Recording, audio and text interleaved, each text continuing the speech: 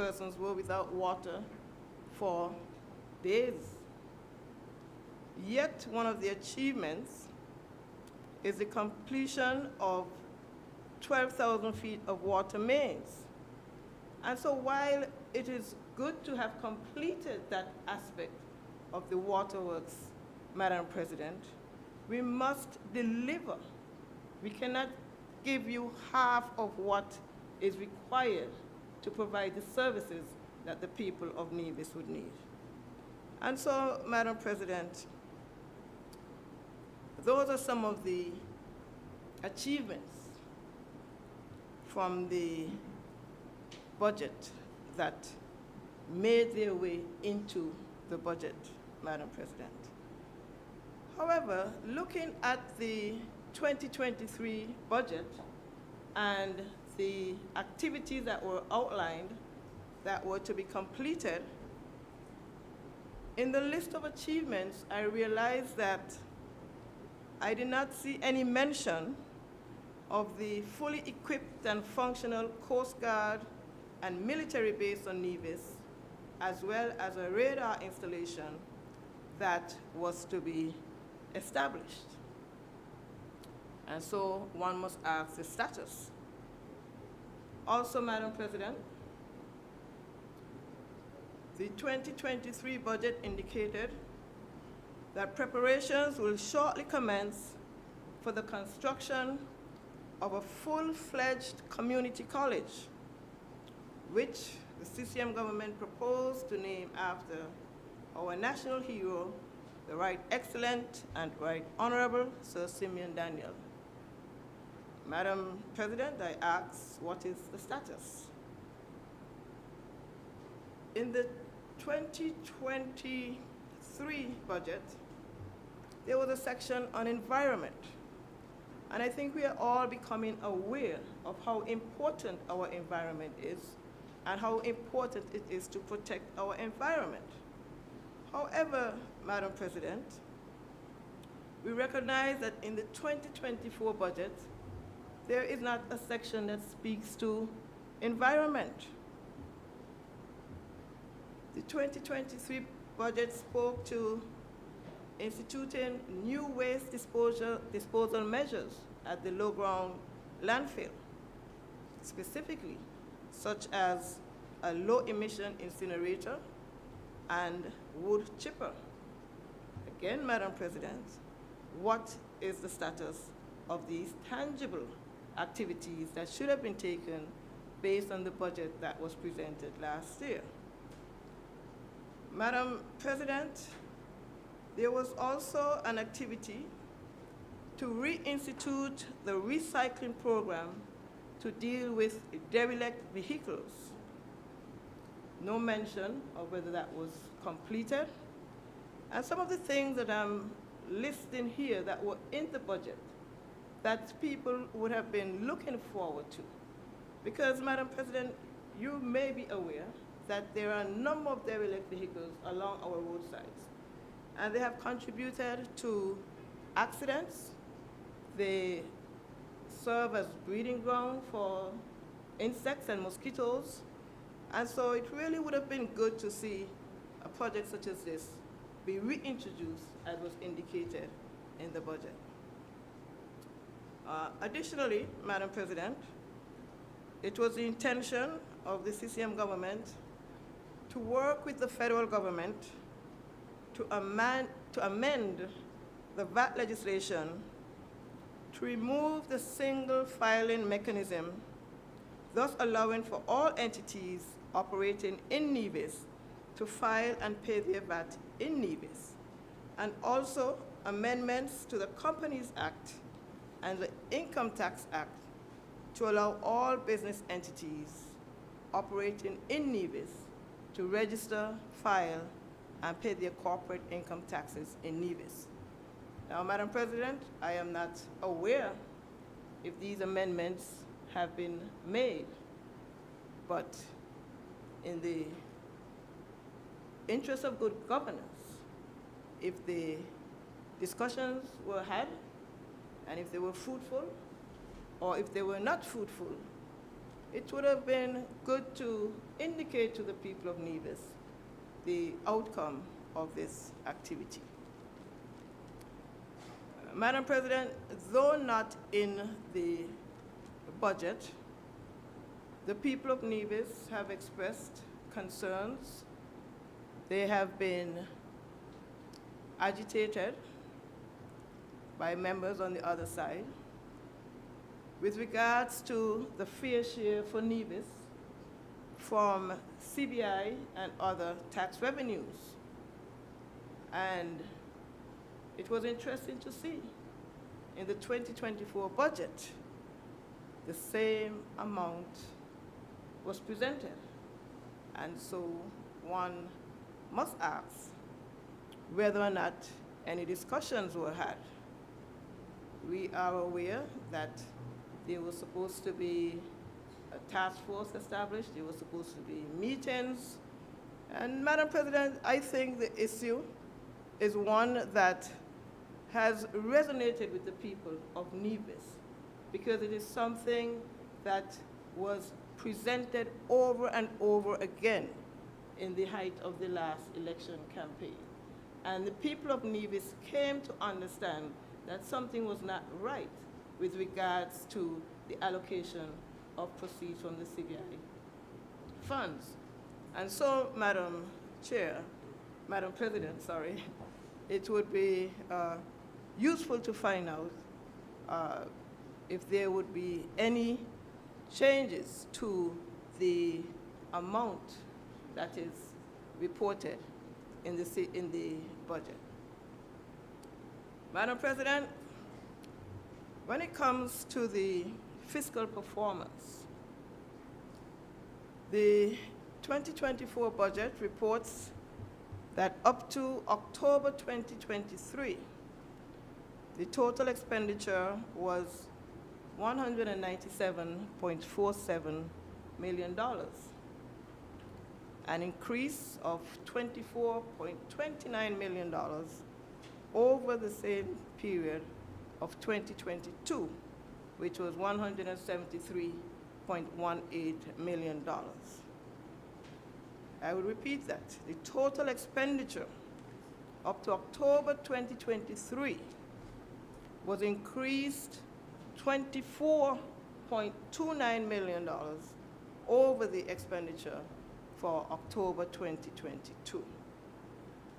Now, Madam President, as I looked through the documents,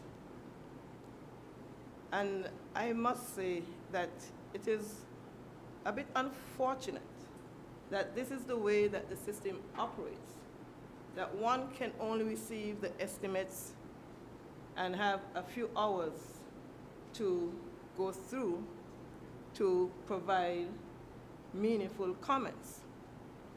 Nonetheless, Madam President, we would recognize that the debt service payments, which is a principal and interest, was $27.61 million.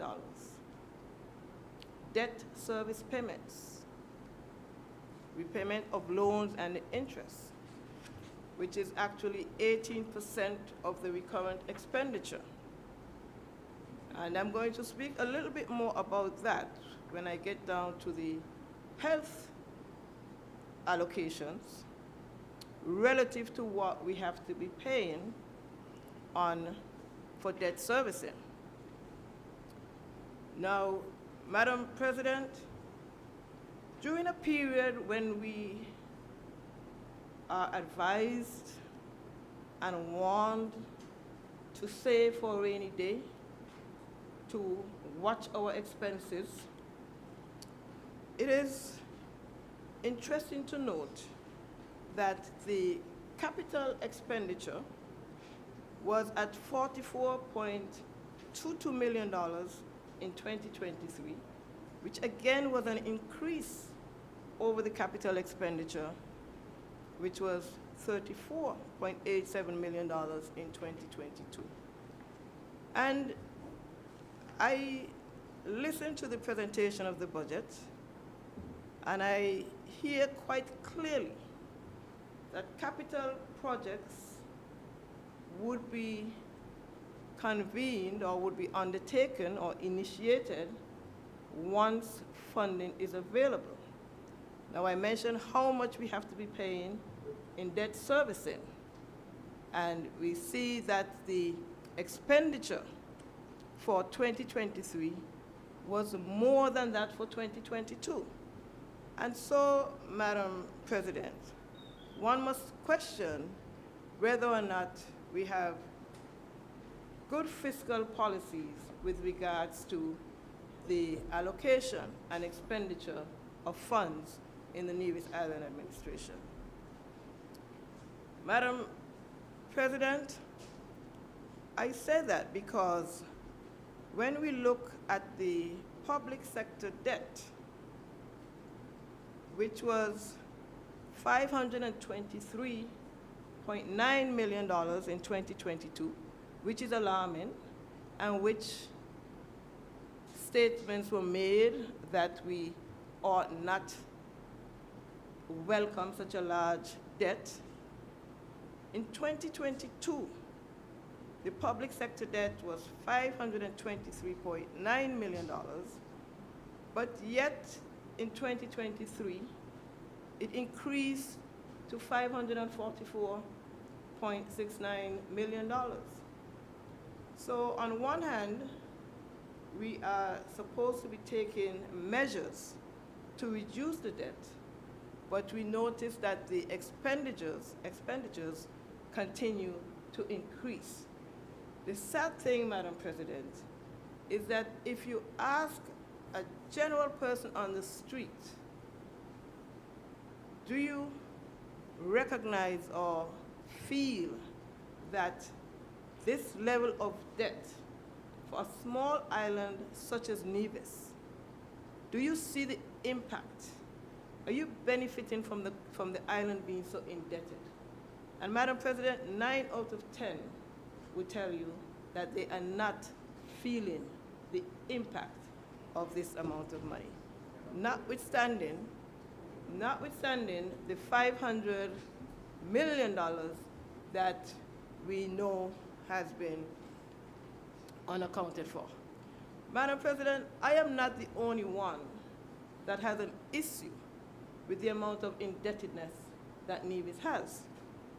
In fact, when you look at the audit of the public accounts, the audit report revealed that some major areas of over-expenditure occurred in the office of the Premier.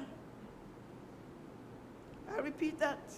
The audit report, not me, the audit report indicated that some major areas of over-expenditure occurred in the office of the Premier.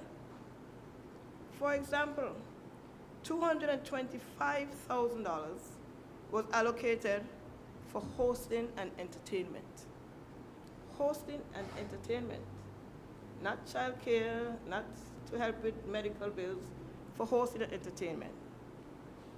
The office of the Premier exceeded the $225,000 that was allocated and expended $488,821. Now, when you have an allocation of $225,000 and the general public is asked to tighten your belts and to save and make sacrifices, and here you have the office of the Premier almost exceeding by 100% the allocation that was received. And that is not all, Madam President. $730,000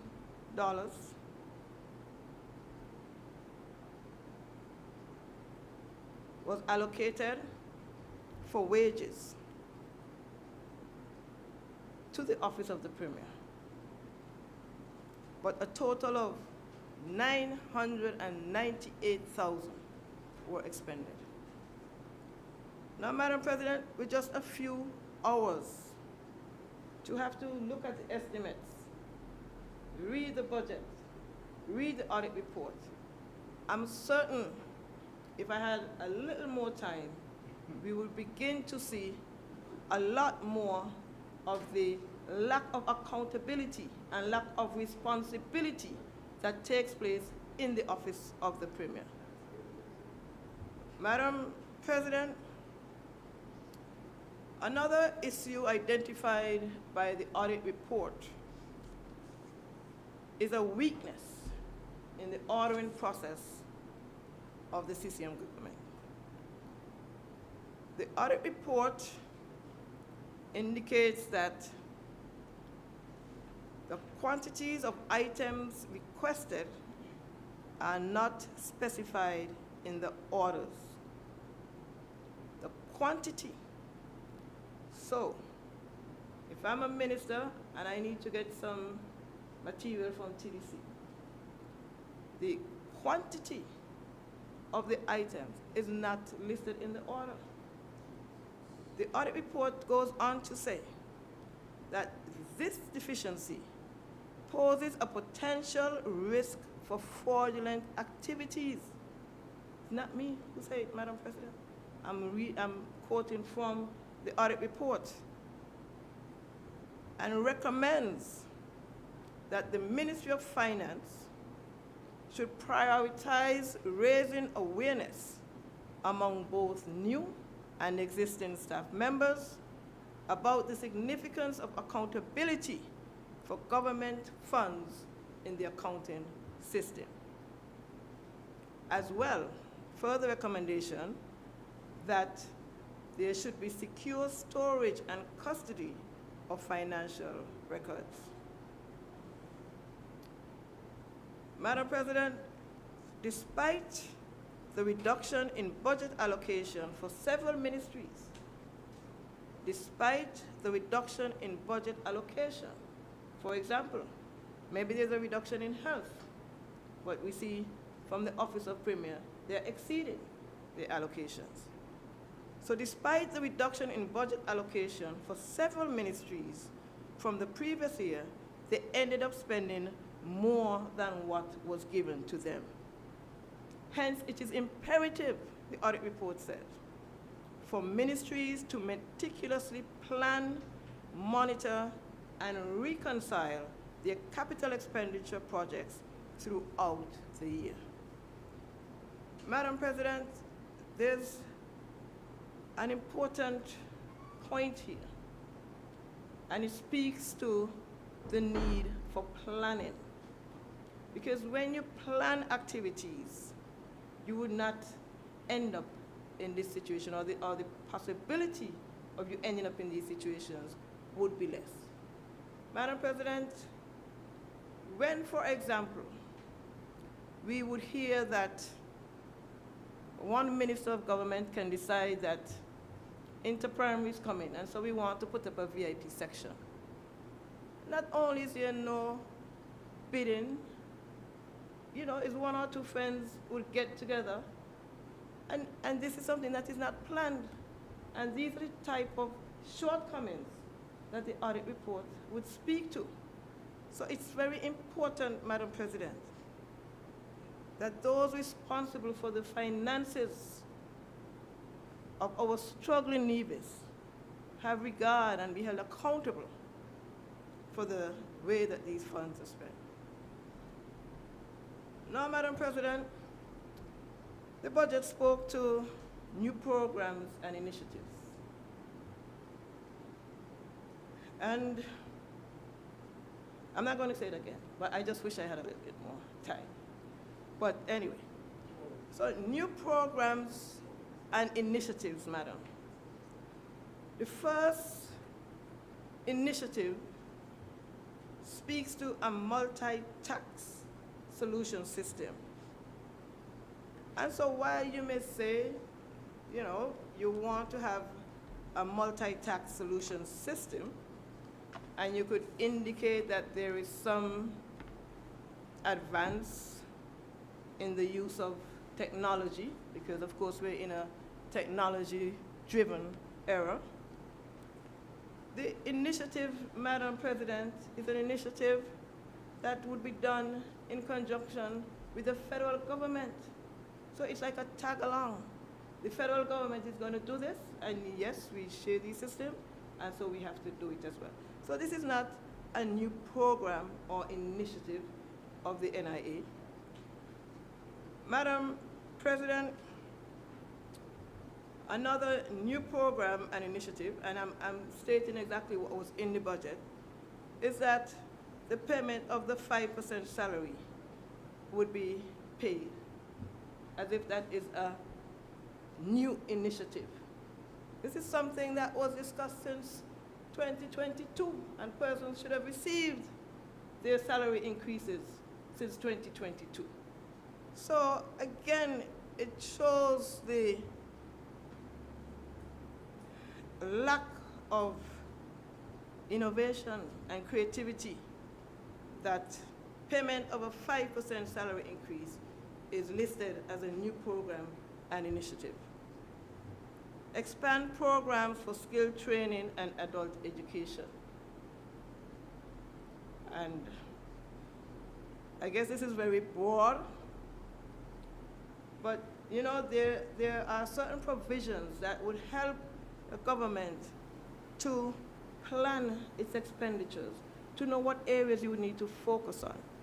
And if we go back to the IMF report, which said basically that governments should budget resources geared towards achieving sustainability and to build natural disaster resilience and develop climate change adaptation policies.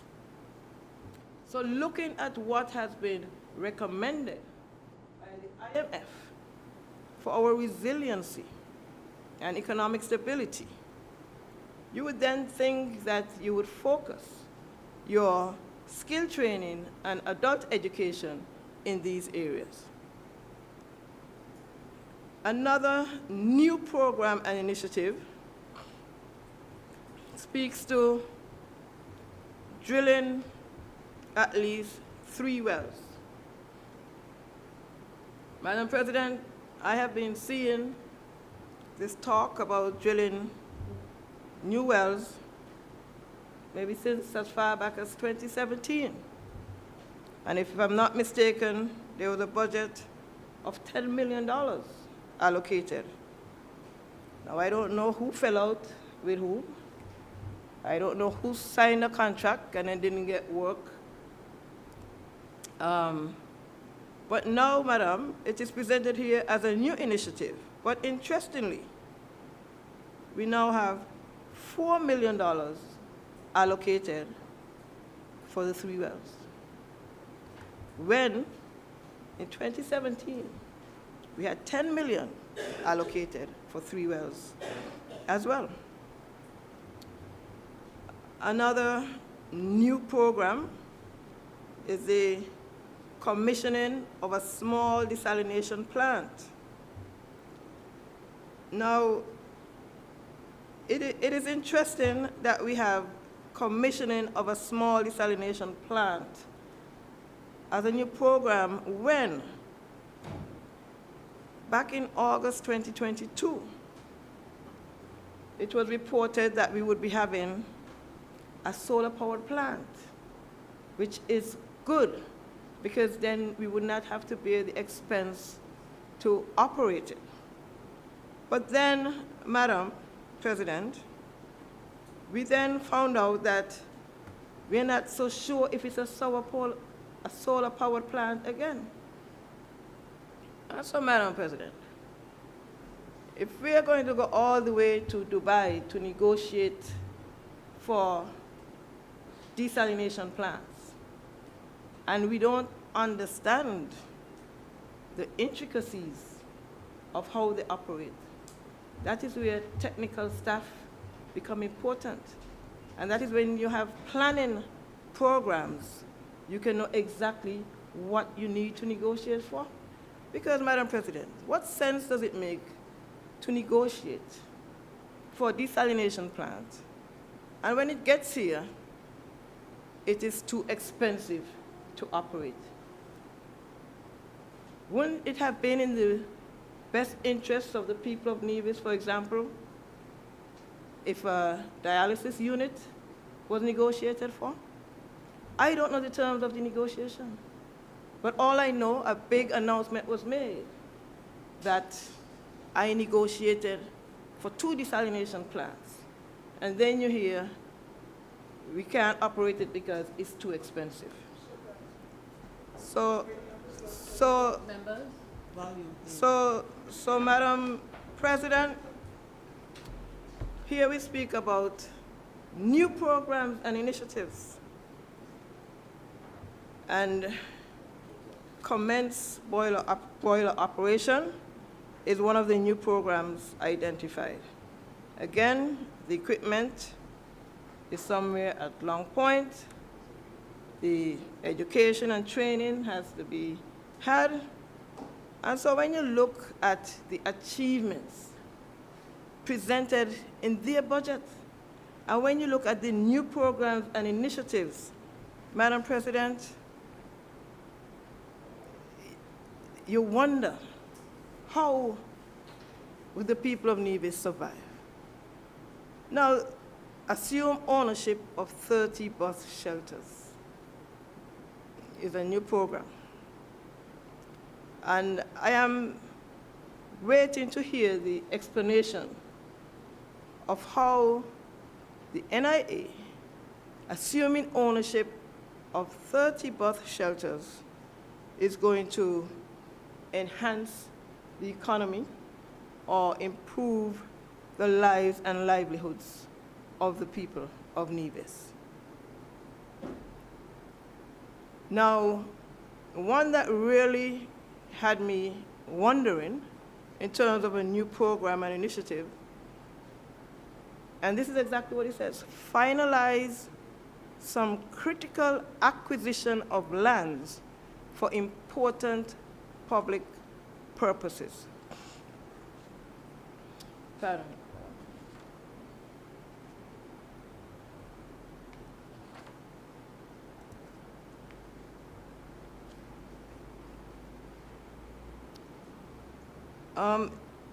Madam President, in terms of new programs and initiatives, there is no mention of any legislative agenda. There is no mention of any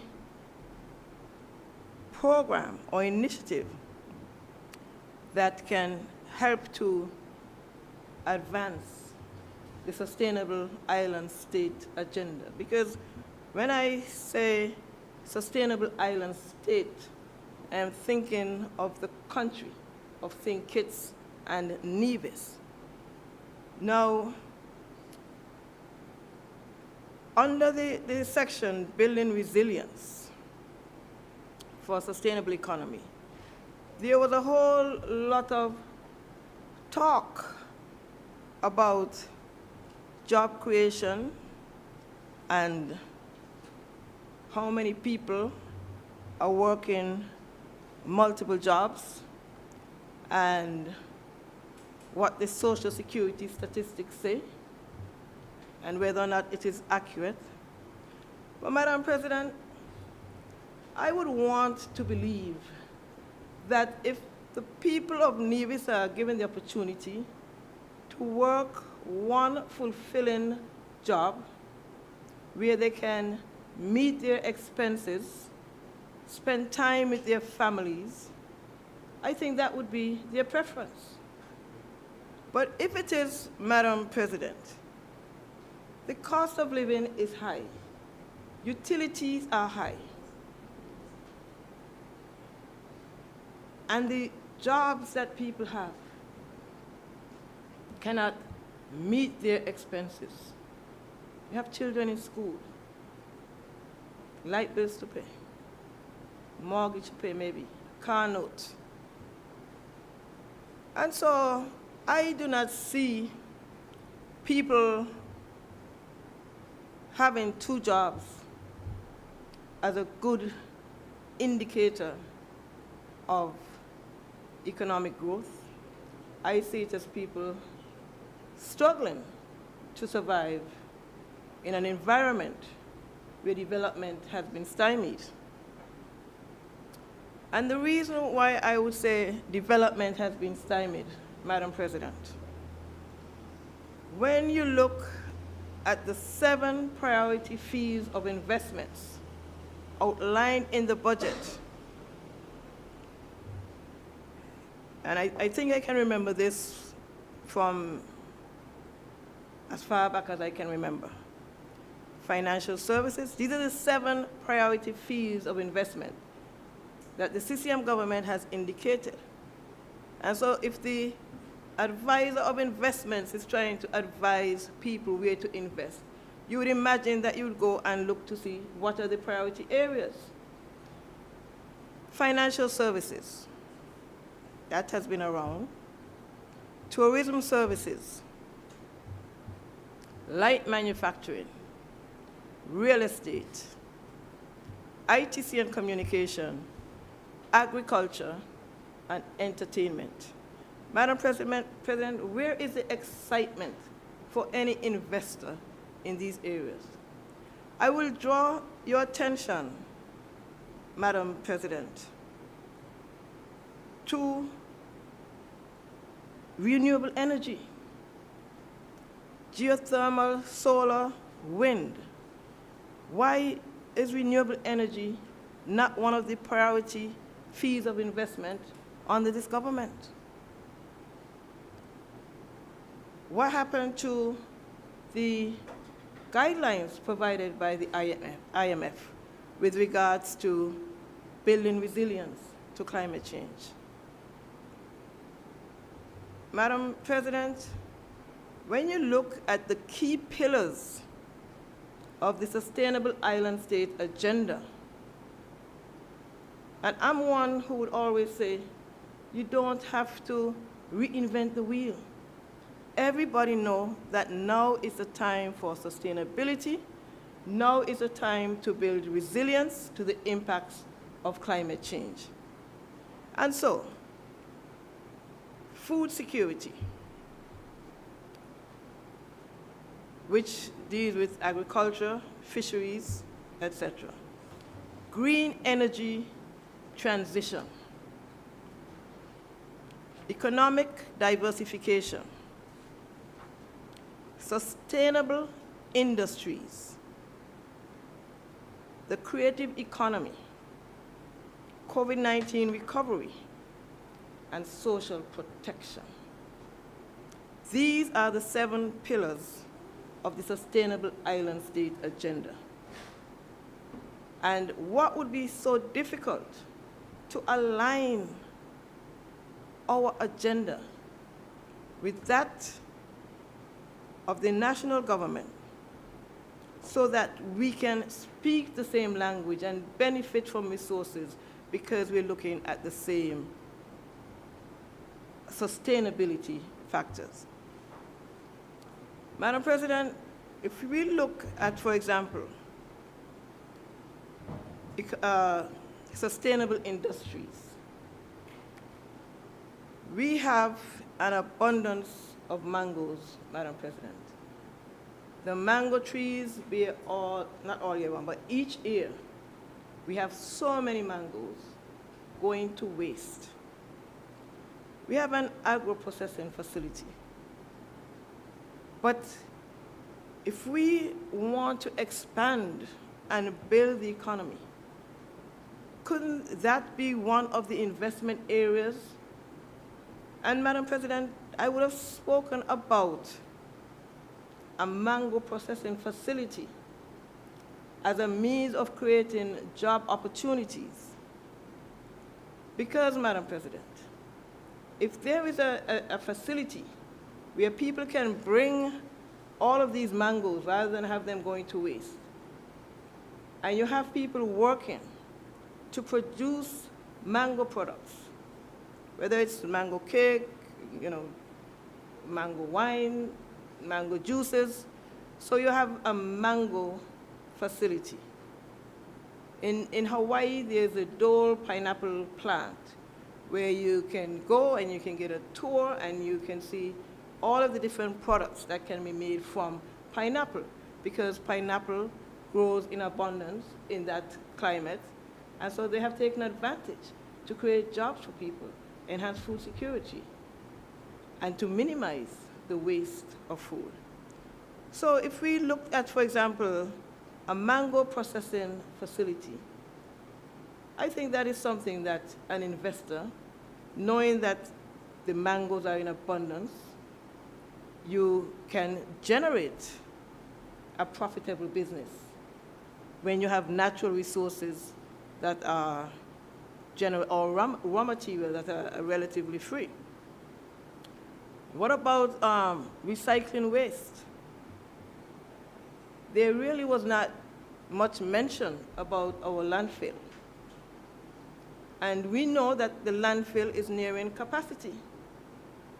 And there are efforts to reduce or to ban single-use plastics. But you're not seeing anything in the budget that speaks to the sustainability of our landfill. And we know where it is situated, very close to the water's edge. We know it is nearing capacity. And so, you know, a new program or a new initiative could be something that addresses such a serious problem as the overfilling of the landfill. Are we going to wait until the garbage is in the ocean before we try to do something? And then when you do not have enough time to maybe put a grant application together, you go and you take another loan to increase the debt again. Madam President, we have pharmaceutical research. We know a lot of our people. They have a bush tea for this and they have a bush tea for that. The fear that I have sometimes is that somebody may take 1 bush, somebody may take 5 bushes in their tea, and you don't know what is the right dosage. But we set up a facility where you get the different bushes that you know have some health benefits, and you run your experiments. And you can develop products that you can then export. We don't have any export products, Madam President. And so we must look at ways in which we can capitalize on our natural resources. Madam President, there has been much talk, much action as well, surrounding medical cannabis. I am not certain, I have not heard anything said in this House regarding any collaboration. I see collaboration on the tax system, but I'm not seeing anything with regards to some of these other areas that can be developed. Madam President, the creative economy, one of the pillars in the Sustainable Island State agenda. Sports. We have some very talented sports persons here on Nevis and in the Federation. Music and arts and crafts, etc. All of those are part of the creative economy. And because it's the creative economy, you can be as creative as you want with it. But without having that framework, Madam President, it is not difficult to see why the investors cannot get their heel dug in, because everything is really archaic or really just all over the place. When, Madam President, there is a framework that already exists, resonates throughout the region, resonates globally.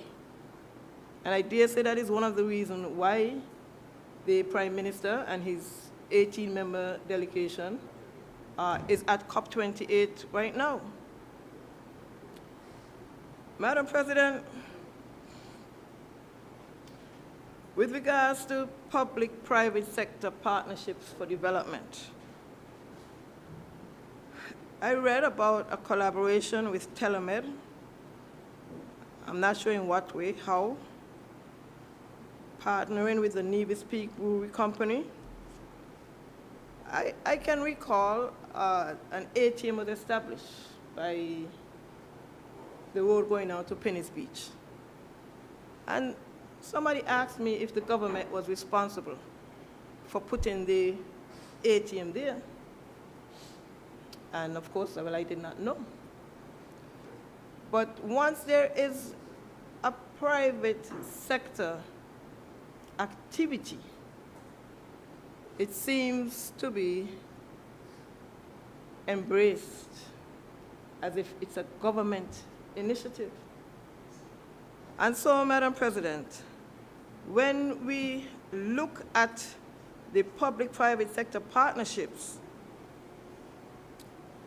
it would be useful to know what type of collaboration or what type of relationship, because you don't hear about these things.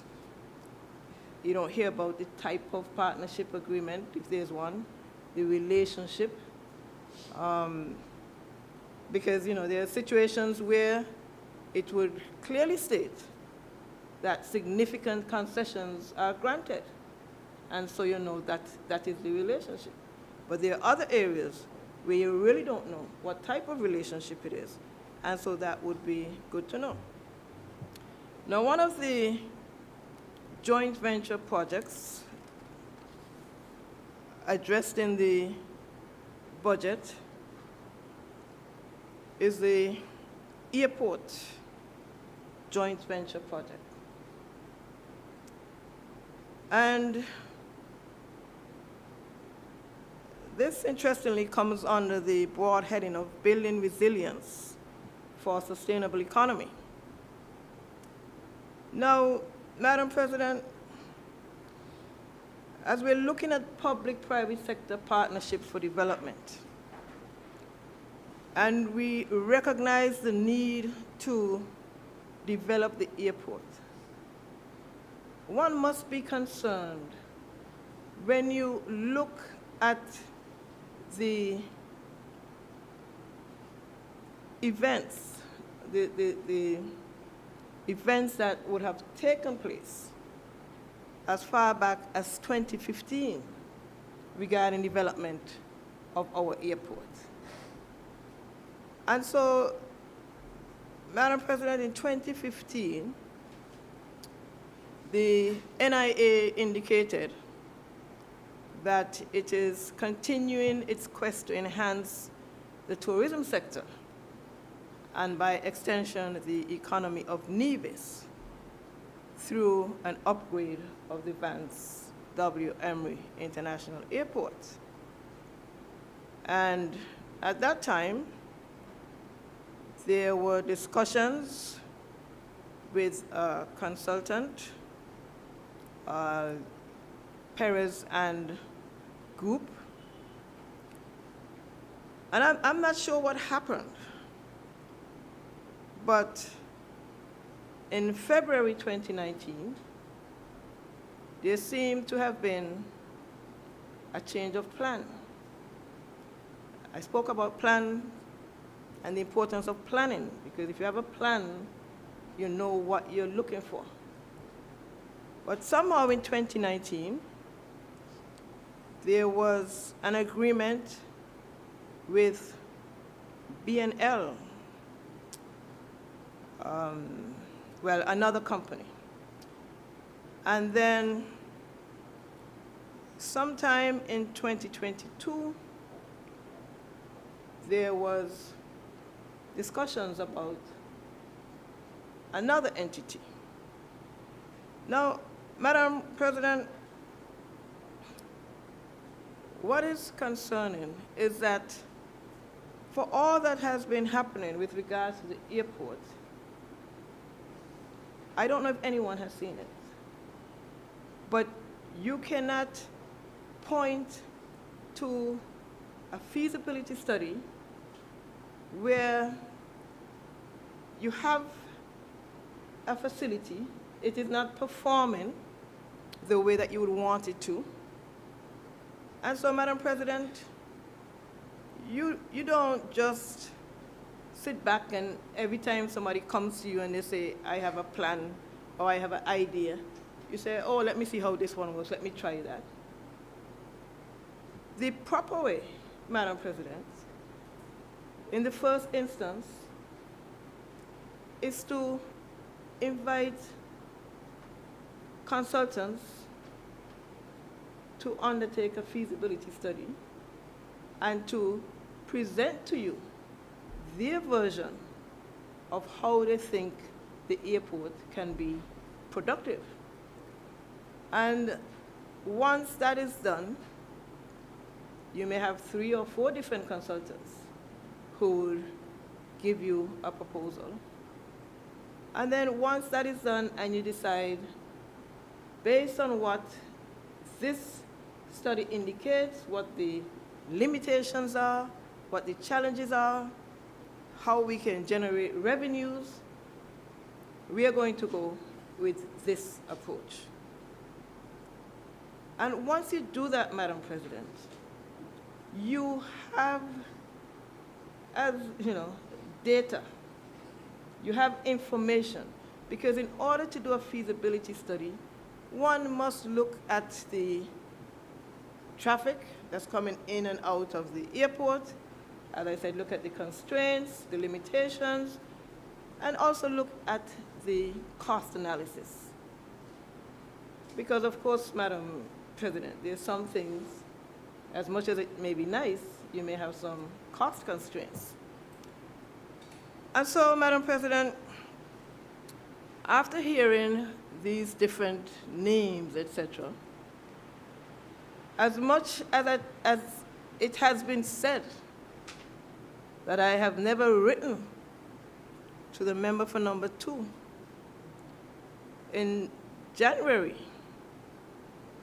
I wrote to the Premier seeking information about the development of the airport. And his response was that the negotiations have not concluded. Well, excuse me?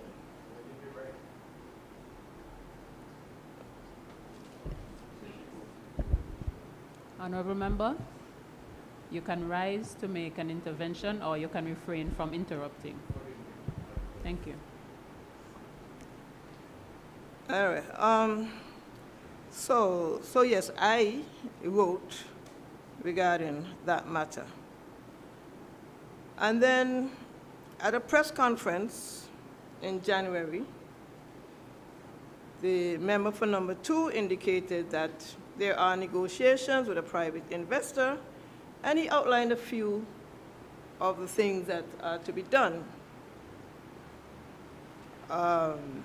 Gave an indication of the likely cost, but indicated that he was not at liberty to say a whole lot more. So I'm saying that to say, Madam President, if you do not know what you want for your airport or any other development, then each time somebody comes with their plan of what they want and present it to you, then you're likely to be going back and forth. Madam President, the question that I think a lot of people have been asking, especially after a public meeting that was held about, was it 2 nights ago, is where is the Nevis Air and Seaports Authority with regards to the development of the airport? Madam President, I say that because I can recall at a press conference where the Minister of Tourism and Civil Aviation in St. Kitts, Honorable Marsha Henderson, reported that work at the RLB airport was led by the chairman of SCASPA, as it ought to be. And she was guided by SCASPA regarding the need for a tender for the project. And so, Madam President, when we have statutory bodies and they have certain roles and responsibilities, how come in the same country, in St. Kitts it is done one way, and in Nevis it is done a different way? Because, Madam President, with regards to the appointment of Alexis Jeffers to be the point person,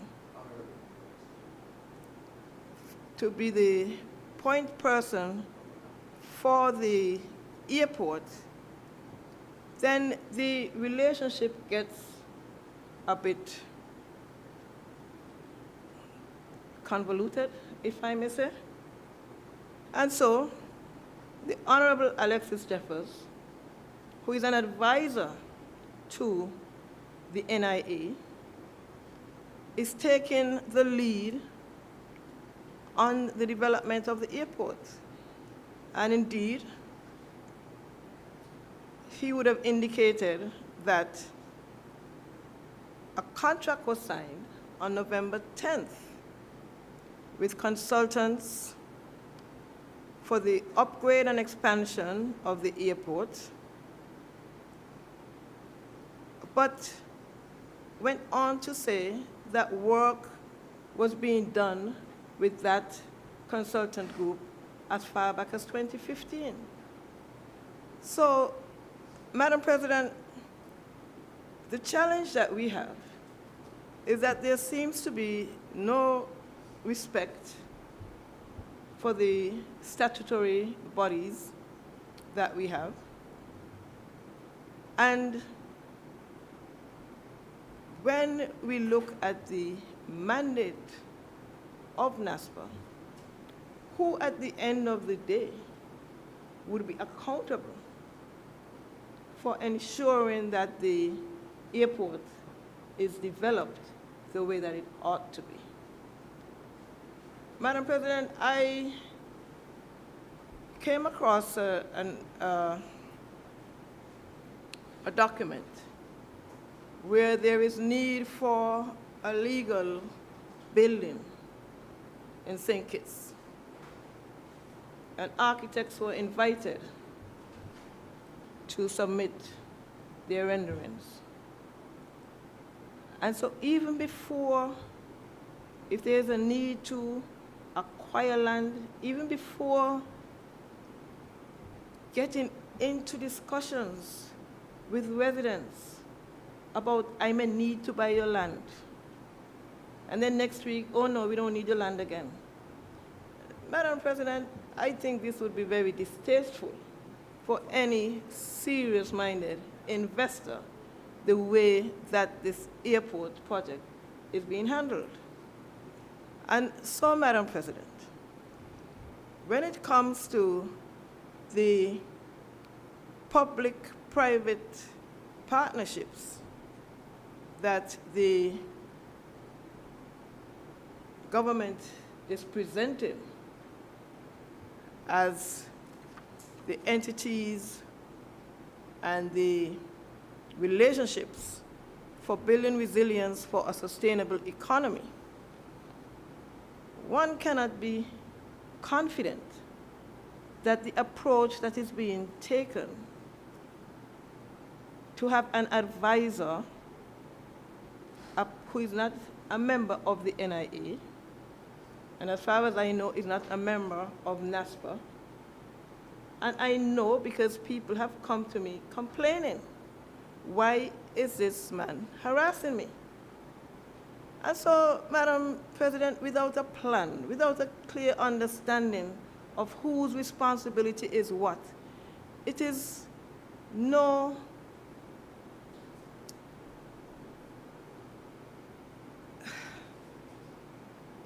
there really is no comfort in what is being done with regards to the development of Nevis.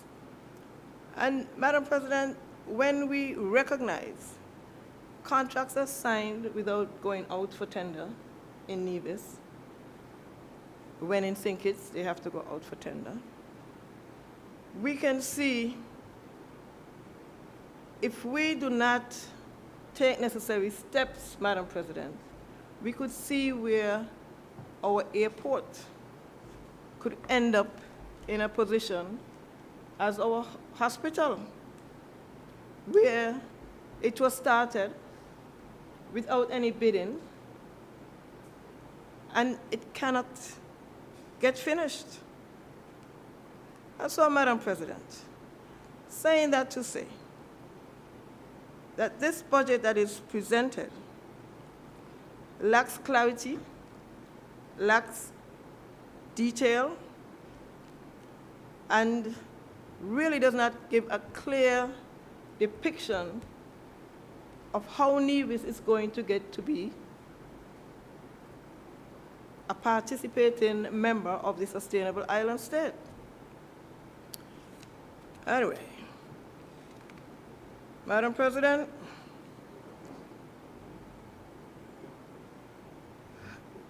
one of the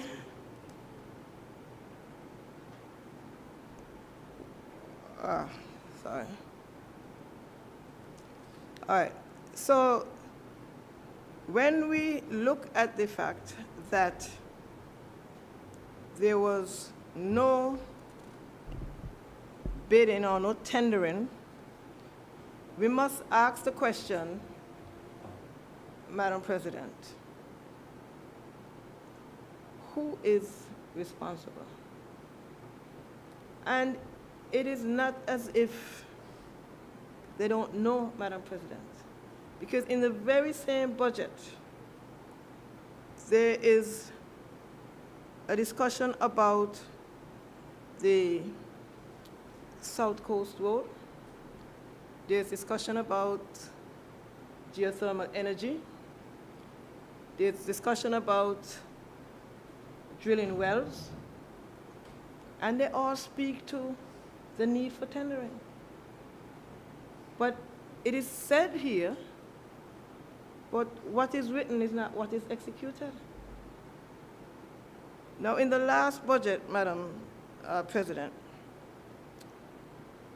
representation was given that there would be a feasibility study for the South Coast Road, which is the road between Long Point and Indian Castle. And I'm hoping that that feasibility study was done, because I am seeing in this budget that tenders will be going out for the design, which is the second stage. And so we know the feasibility studies would give you some guidance or some direction so that we don't end up in a situation as we did or as we are in with the hospital, having to start and stop and knock down and build up. Now, Madam President, I would leave that now, and I do hope that the presenter of the budget would be able to provide some answers to some of these activities that were addressed in the last budget, but were not brought to closure or not discussed in this budget. Because you see, continuity is important. And while the feasibility study was to be done under the last budget, that is good. And now we can move on to the design, because that feasibility study would inform the designs that are to come under this budget. Madam President, With regards to the agricultural sector, we know that there are some regional initiatives with regards to promoting sustainable agriculture.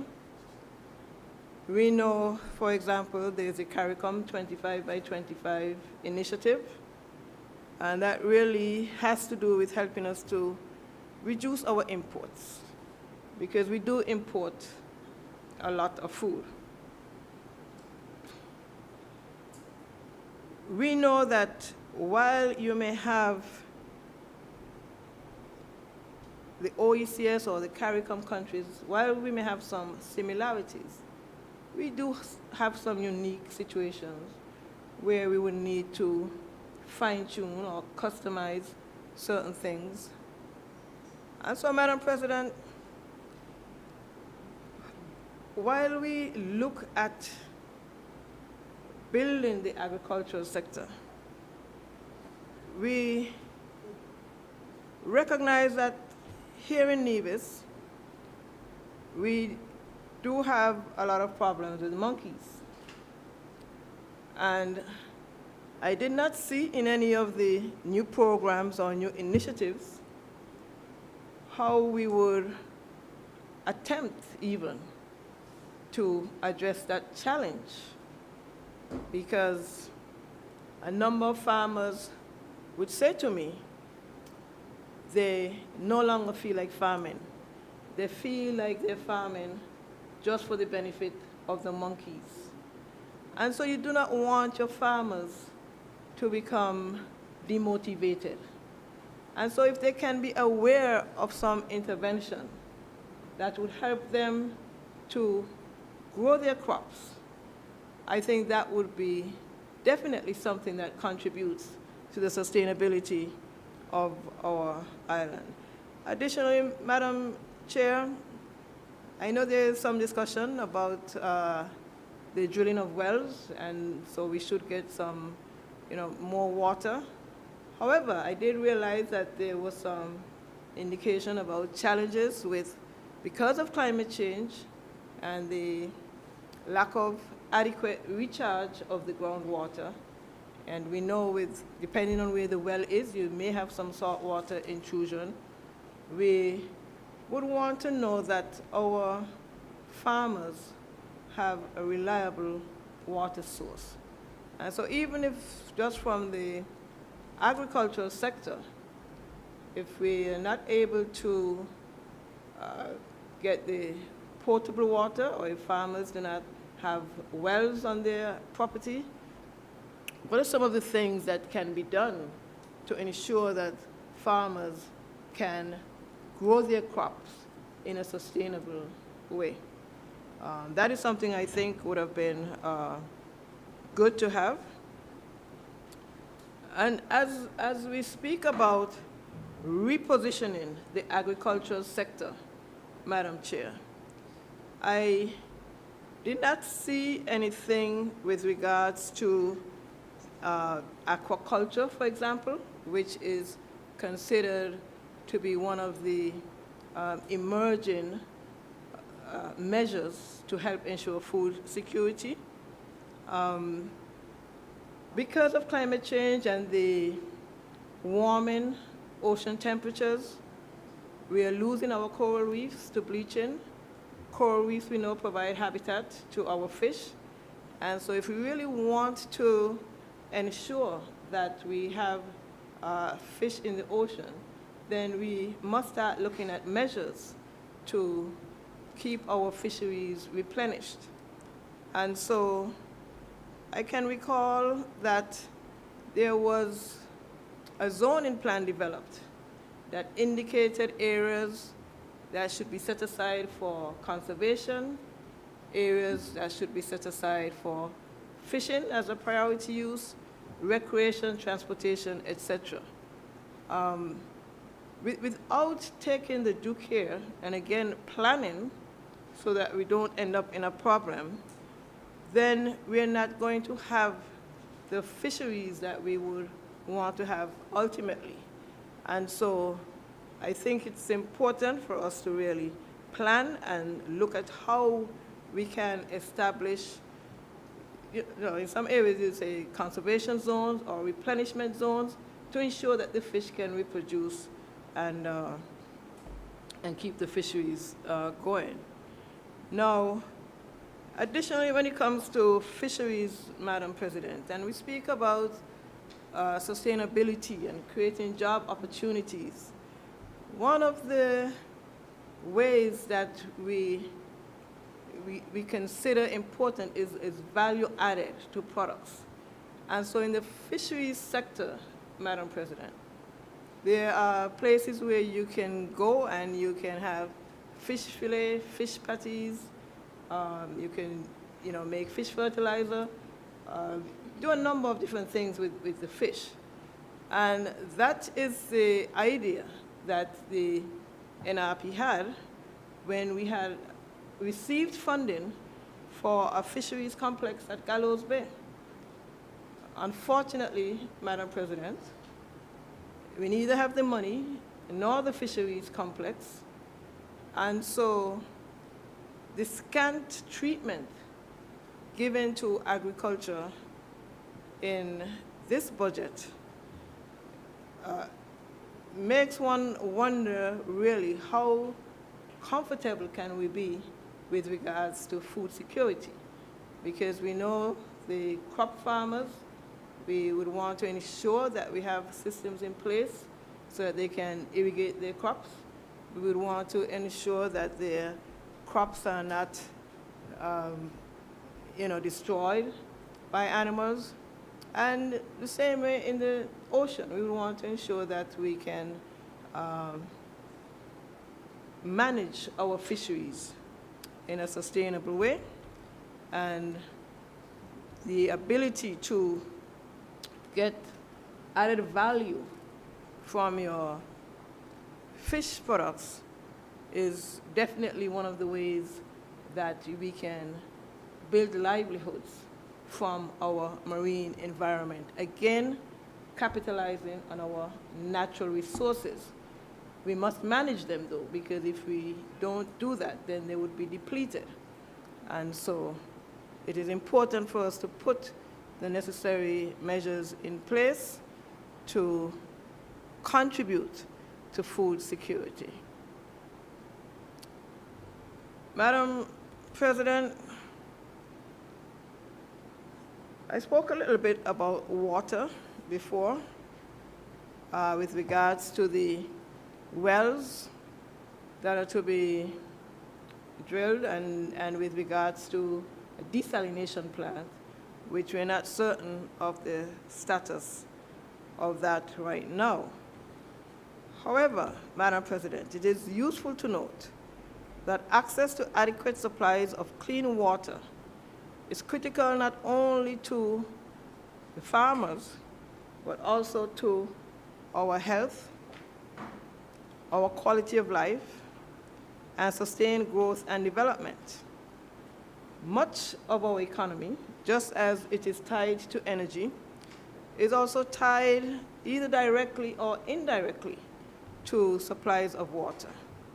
And as I mentioned, from farming, commercial, industrial, we speak about geothermal, and we know that that process will require significant amounts of water in order to keep the process going. So water resources certainly must be utilized as efficiently as possible, and we must ensure that we develop a water program so that we do not have to invest unnecessarily large amounts of sums in water. One of the measures that I've seen implemented in some places is actually when you have, the guts, as we have a lot of guts, and it's to create some damming close to the farm so that you can then pipe the water to the farm and they can have it in a storage tank so that they can have a constant supply of water.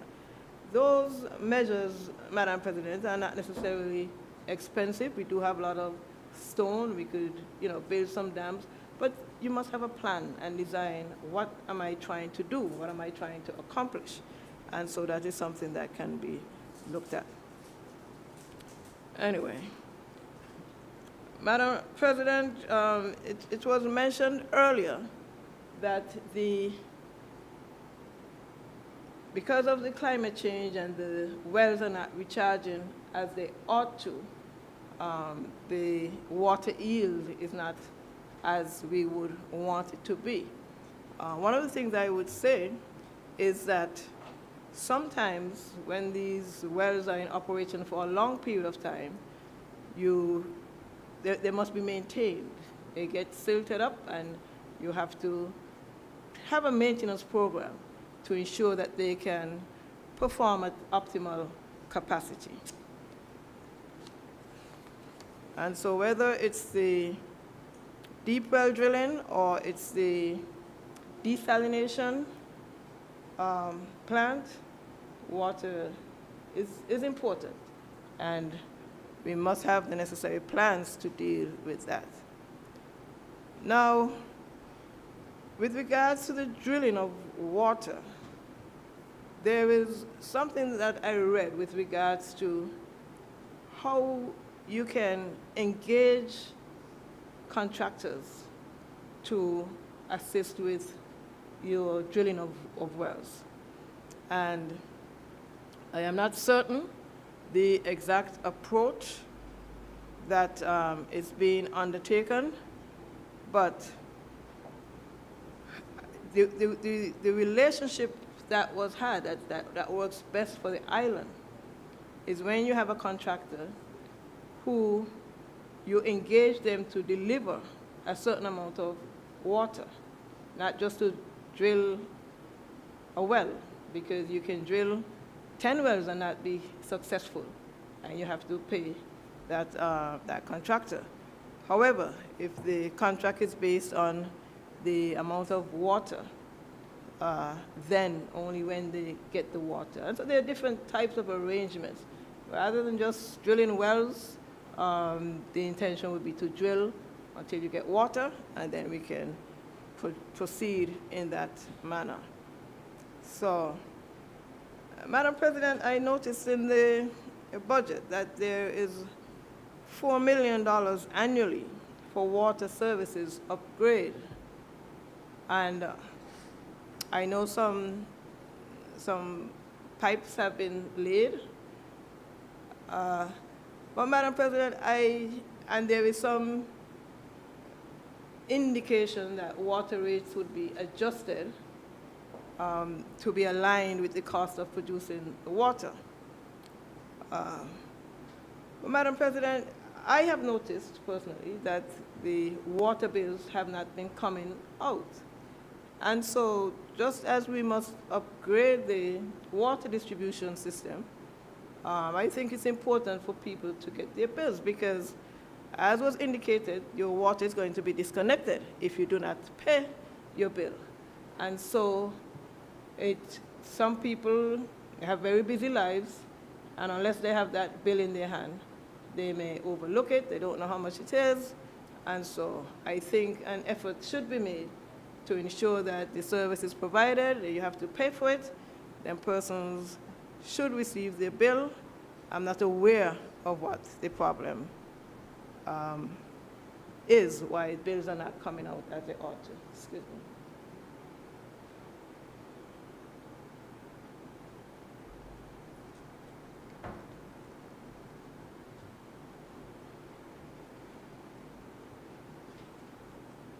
Madam President,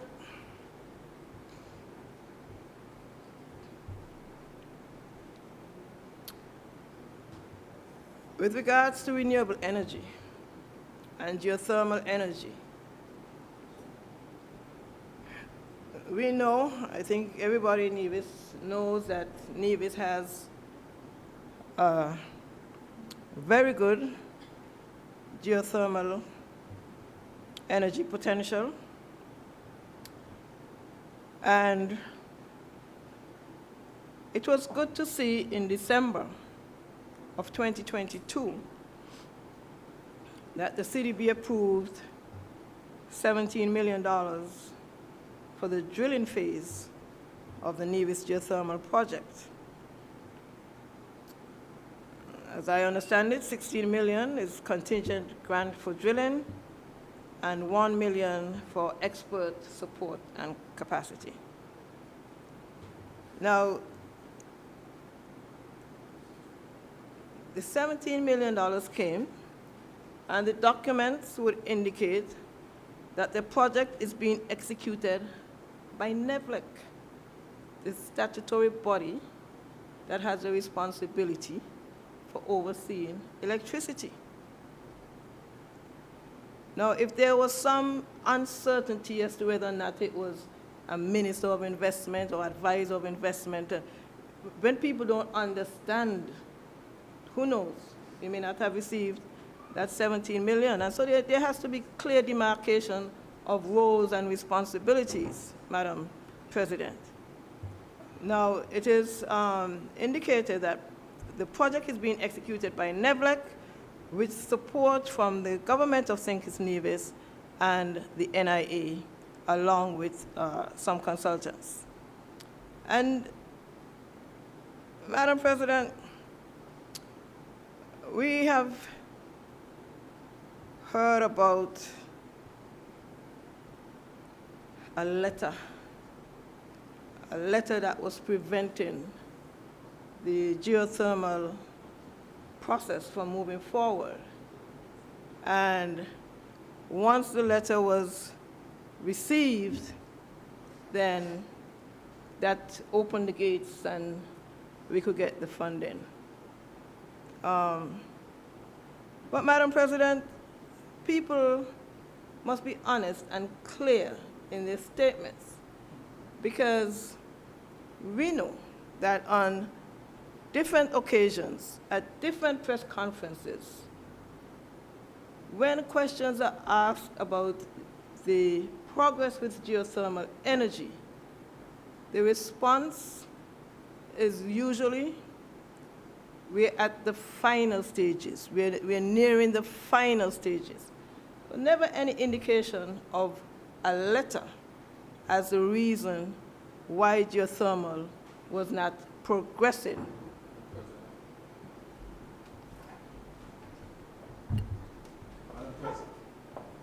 Madam President, I've sat all morning and listened to the honorable member opposite. Simply make statements, allege that these statements were somehow in the public domain, produce no evidence that these statements were made, and then proceed to seek to rebut them. It's a classic straw man approach. Now, if it is that the honorable member can point to a press conference when it was said that geothermal was at the final stages, then I will retract. But right now, I've grown concerned because time after time, we're hearing from the honorable member. This was said, this was the position, 9 out of 10 people said this. Where's the evidence of any of that? This is the House of Parliament, and if she comes with information, the honorable member, forgive me, comes with information, then bring the information so that the House, the President, and us on this side can have context. But simply continuing to assert that this was said or that was said, and then with great aplomb, knocking down the straw man that she has erected, I don't think that that lends itself to honest debate in this honorable House. And so I would ask, if she says there was a press conference and this was said, can she produce the evidence of it? Thank you.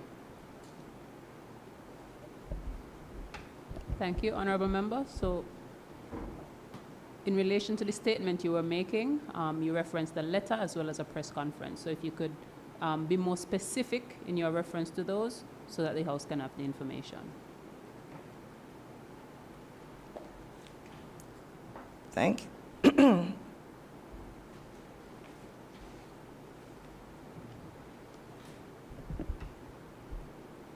Thank you, Madam President.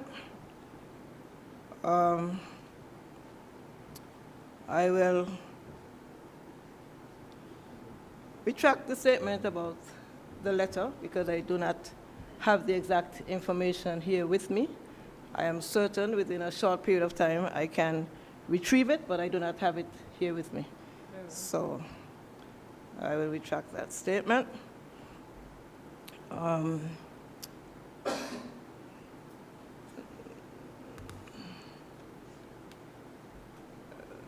Madam President,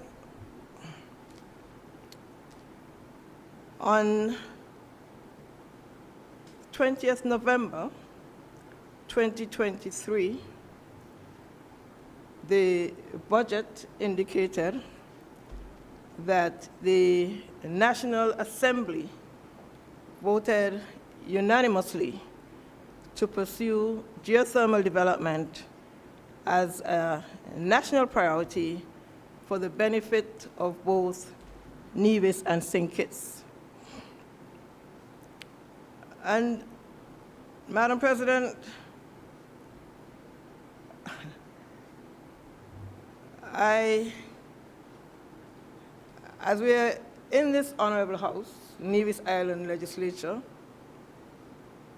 I have witnessed when there had been a sitting of the NIA to make it abundantly clear that a bill that was passed in the National Assembly with regards to, it was the SRO for COVID-19, that the honorable member for Nevis 2 had a sitting of the House to ensure that said bill was passed in the NIA. Madam President, I am just questioning or wondering if there was any consideration given, seeing that the geothermal resource is situated in Nevis and that the NIA has exclusive authority over certain resources or certain items, whether or not there is any consideration for a similar resolution that was passed in the National Assembly to be passed in the Nevis Island Assembly, since it's a joint undertaking and we do recognize that there are two separate assemblies. I wondered about that and if there was any consideration given. Madam President, I would have read in the budget under the section of socioeconomic transformation that the TVET is fully complete and operational. I did not see anywhere regarding whether or not equipment was in place. And Madam President, I would just like to take the opportunity to say that recognizing the importance of COP28 and climate change and the Sustainable Island States agenda, that some consideration be given to training our youngsters in renewable energy installation, whether it's solar panel installation or repair, because we know that is the direction in which countries are going, not just St. Kitts and Nevis, but throughout. And so as we are moving forward with this new institution, I think it would be useful to have some aspect of the agenda speak to renewable energy and climate change practices, etc. Now, there's a provision in the budget that says every student has access to computer or laptop. And while I can appreciate that, you know, if there's a laptop up at courts, you can have access to it provided you have the money.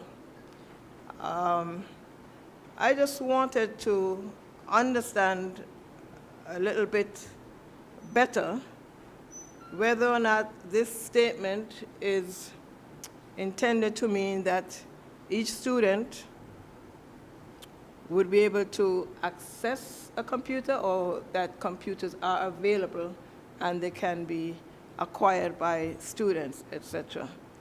Because, you know, Madam President, the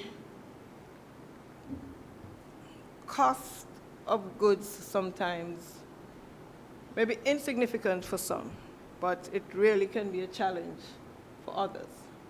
And so while this, I think it's commendable if we here in Nevis can ensure that each student has access to a computer, whether it's on an individual level or in a classroom level.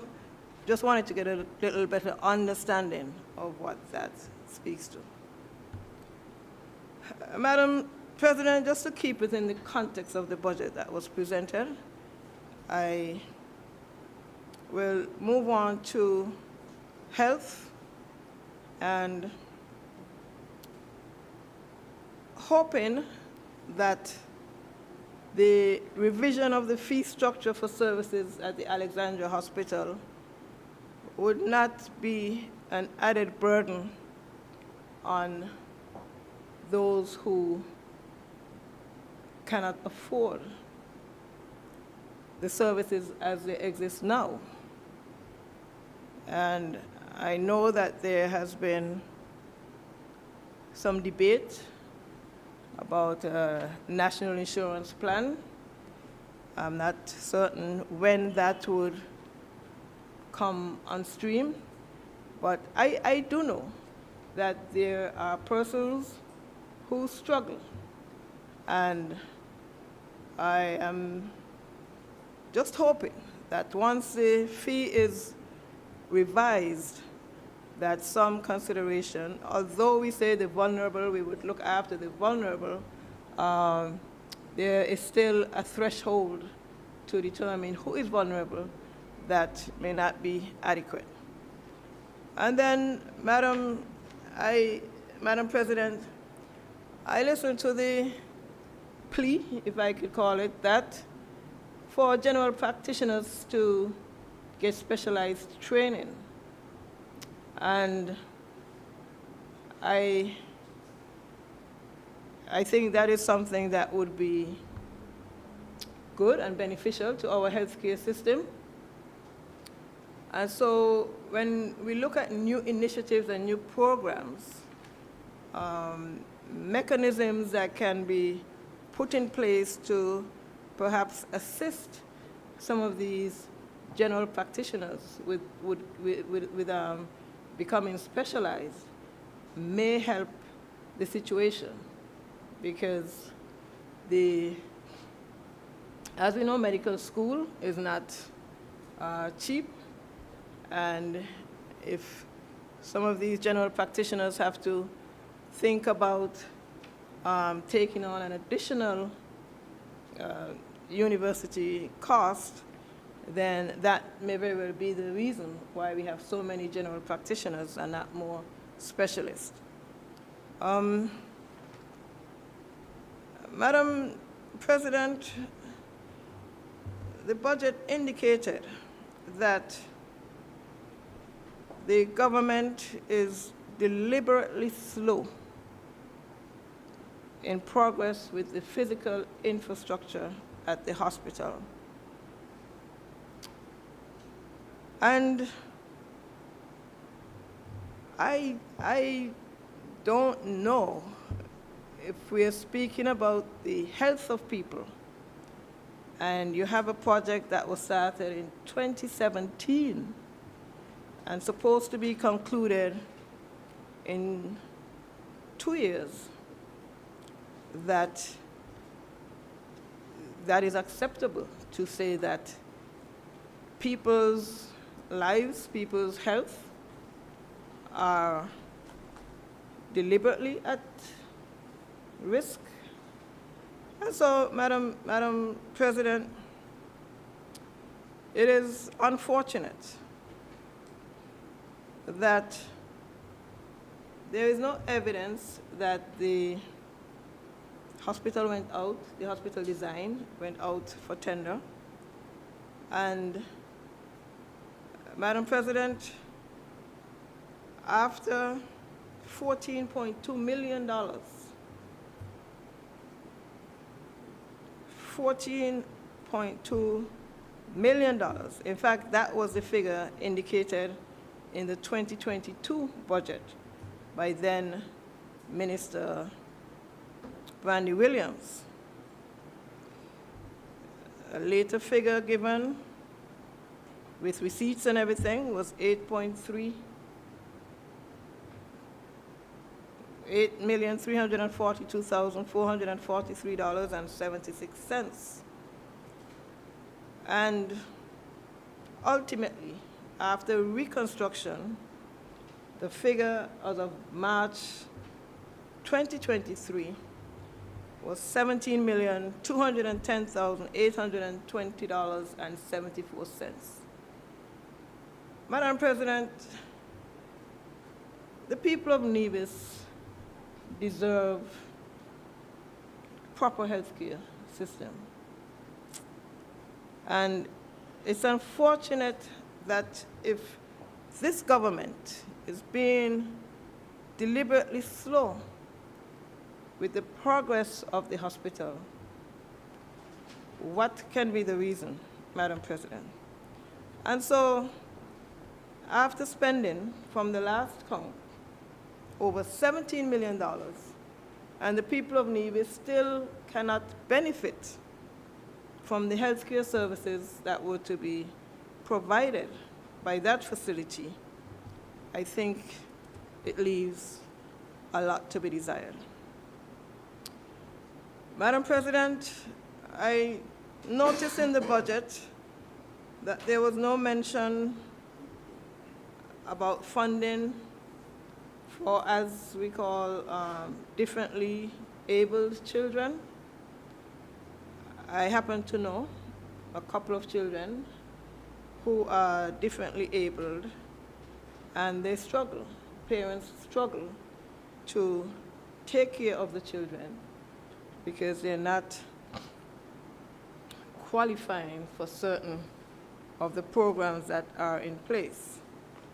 So it would be beneficial to the people, I think, if there are some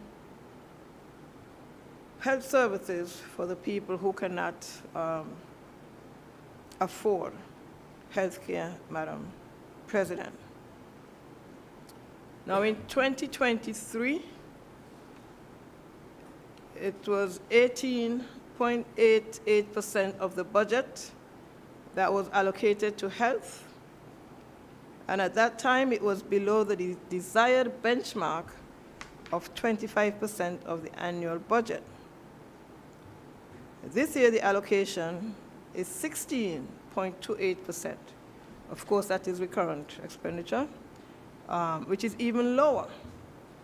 And so, Madam President, I think we really need to take stock of our healthcare system, our facilities, the services, and value the lives of our people who may not be able to afford to go over to St. Kitts for treatment, and move hastily to deliver to the people of Nevis the healthcare system that they would want. Madam President, I understand, and I don't have the date, but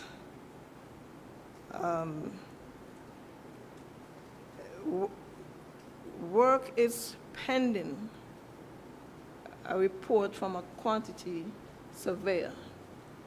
And I am hoping that there can be some elaborate discussion regarding the true state of the hospital for the benefit of the people of Nevis.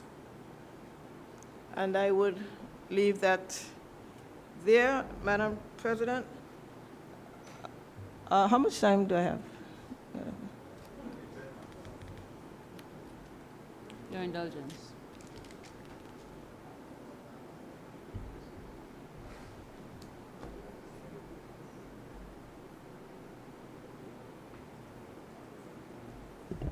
You have just about 15 minutes, member.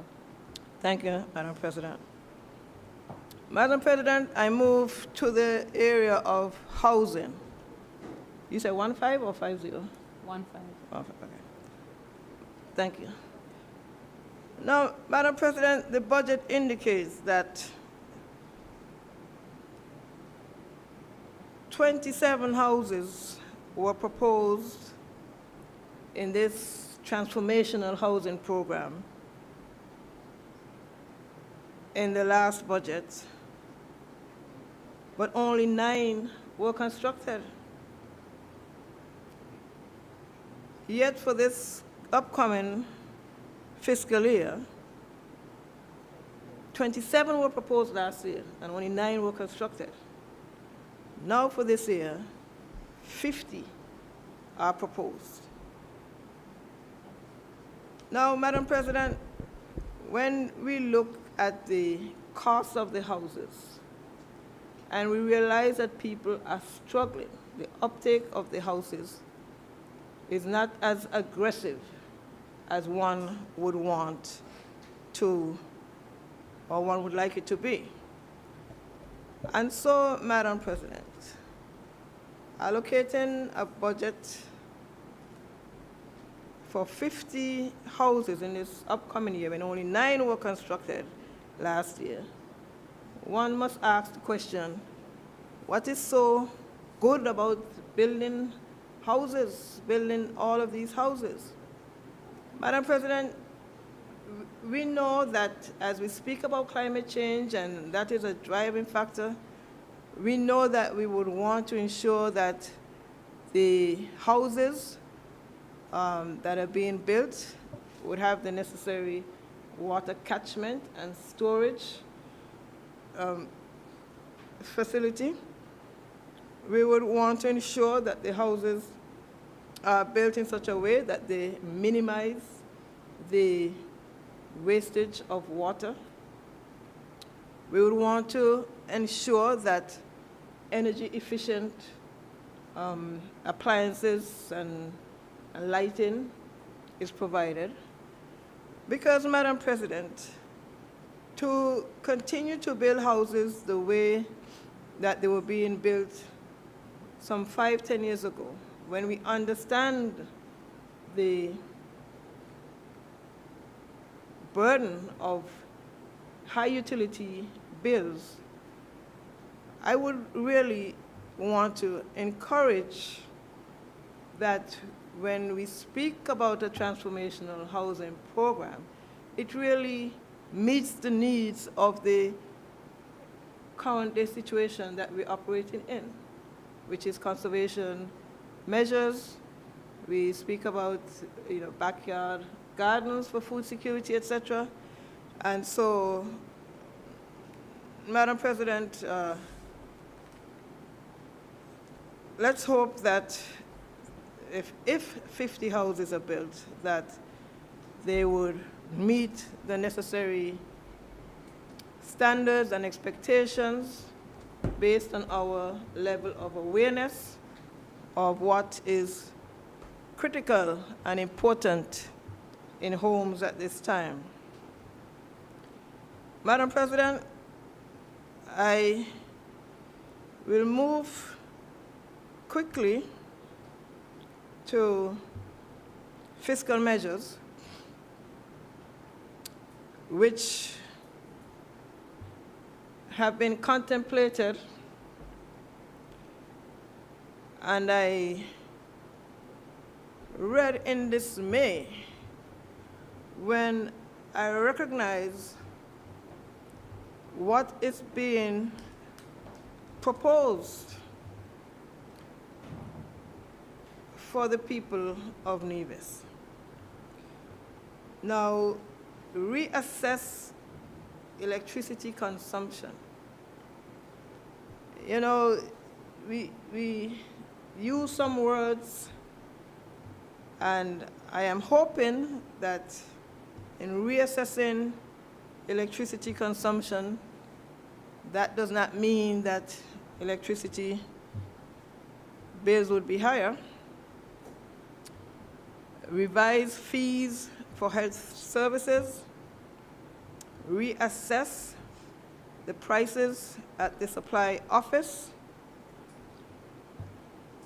Madam President, I don't know if you're familiar with the supply office, but the supply office really provides some relief for persons who cannot afford to say, as the Prime Minister said, the brand name conflicts and these sorts of things. And so you can purchase food there at a reduced price compared to what would be in the supermarkets. They provide feed for animals and other toiletries, etc. Now, as we speak about the concern for people and how they would be able to cope, I just wonder, as we're embarking on the boiler industry, and we recognize that the feed at the supply office is going to be increased, I would want to ensure that we don't end up with a boiler industry where, because of the high cost of feed that we have to import, it negates the objective of what we are setting out to do. But nonetheless, Madam President, the supply office prices are to be reassessed, regular disconnections for water and electricity. Madam President, I mentioned before that it would be useful and helpful if the utility bills can be dispersed in a timely manner. The water rates are to be reassessed.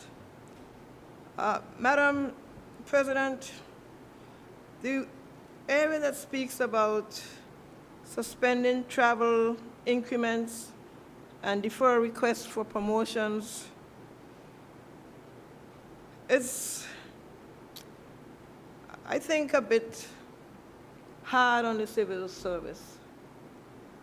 When we recognize that at will, you see people being hired as advisors, and there is no indication that they are able to, well, I don't know what the advice is, so I'll just leave it at that. But if it is where there are going to be travel increments, defer requests for promotions, then it should be standard and not used to prevent some people from advancing while others are able to have their way. And because of that, Madam President, because of these fiscal measures, which I can see as bringing hardship to the people of Nevis, I did not hear any mention about a double salary. I would want to believe that this is Christmas.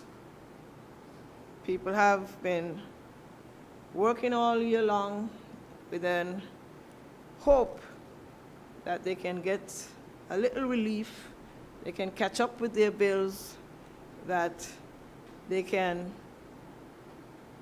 buy something a little extra for their children.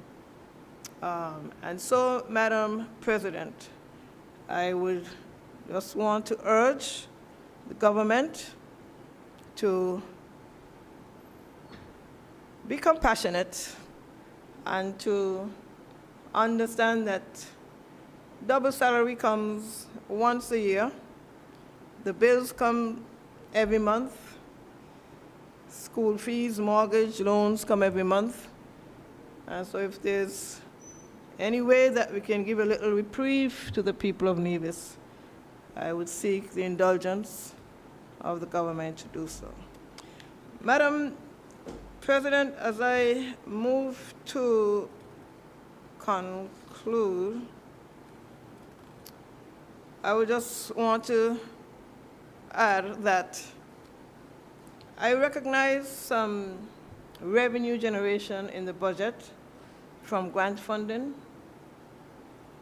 Madam President, there are numerous grant funding opportunities that can, for example, in an attempt to mitigate the impacts of climate change and the drought that farmers may suffer, or even us, then proposals can be written to these funding agencies, some of them who have the obligation to provide funding to these small island developing states that are bearing the brunt of the impacts of climate change.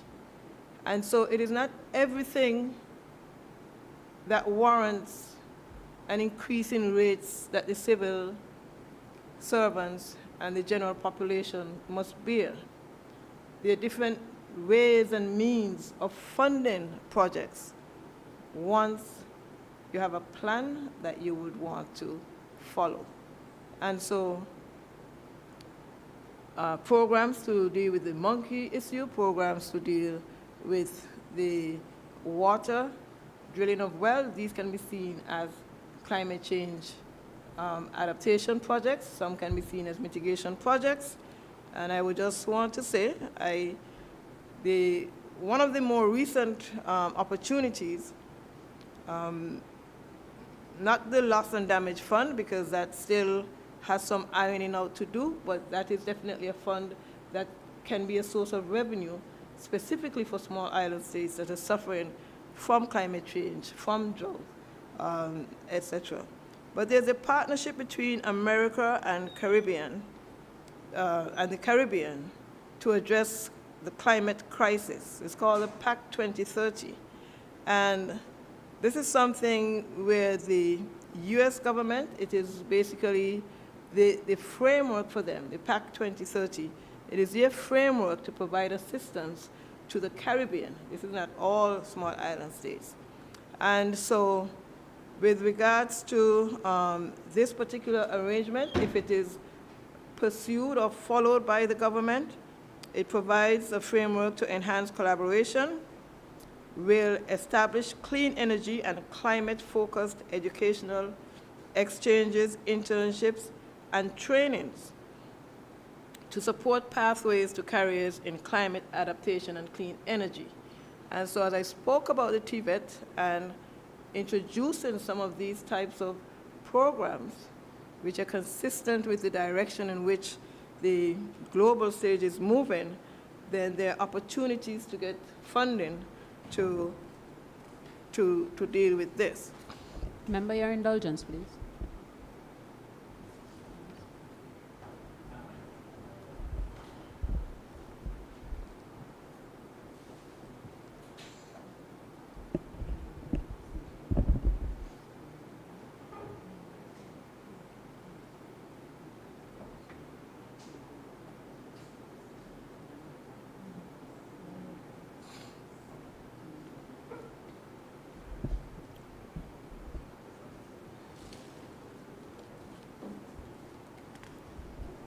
Member, apologies for the interruption. I just wanted to ensure our time was syncing, so you actually have until 12:30 p.m.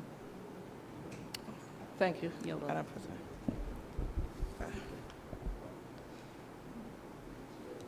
Thank you, Madam Chair.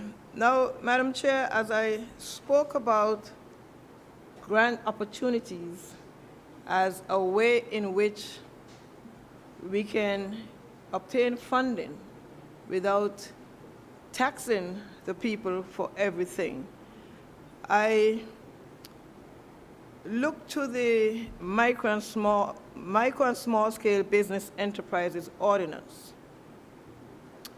Because as we try to help small businesses, we know that small businesses It's easy to say that they're the backbone of the economy, but how do we really help them? As it is right now, small businesses continue to pay the surcharge on their bills, and so it is difficult for them to get their heads above water, so to speak.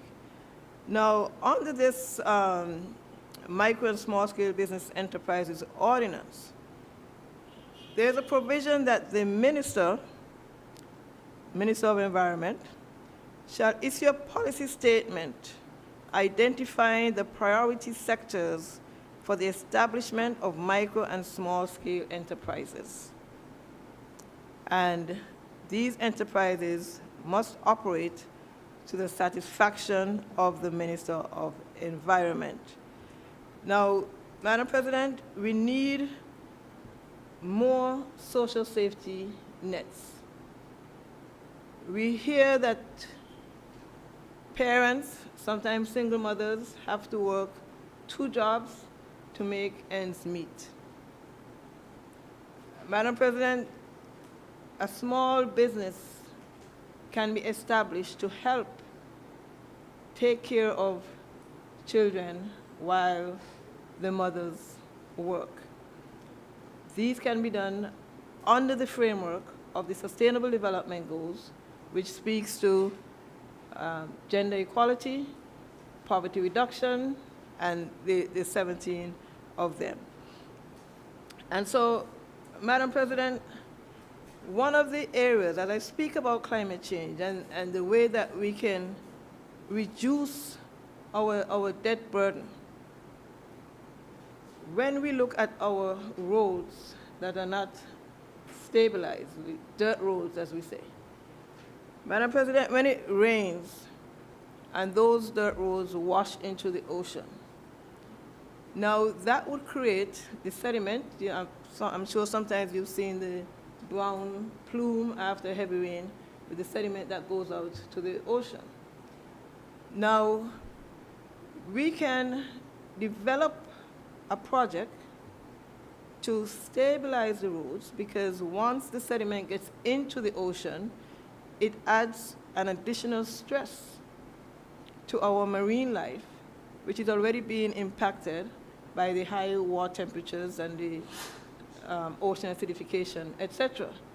And so taking the effort and the time to put some projects together where we have dirt roads that lead directly to an area where we have seagrass beds, etc., there are ways that we can fund these projects without having to take a loan. And so we can, as far as you want to look at it, we can look at our road projects, we can look at our water projects, we could look at our livelihood sectors and create some grant opportunities. Madam President, I'm saying this because the debt is way too high. And based on what we have seen in the audit report and the trend that we are seeing, we cannot continue to increase the debt. We cannot continue to use such a large percentage of our revenues to service debt. And so I think we really have to start recognizing the world that we're living in now, start recognizing that there are different ways, different opportunities to advance Nevis without burdening our people with debt. Madam President, I would have listened to the Prime Minister speak about the agreement that was signed with the African Export-Import Bank, and the bank has approved $1.5 billion to be invested in CARICOM, where you can have interventions in solar energy, sustainable development projects. The funding can finance African companies to bring projects to St. Kitts and Nevis. And Madam President, these are just a few. And so I would hope that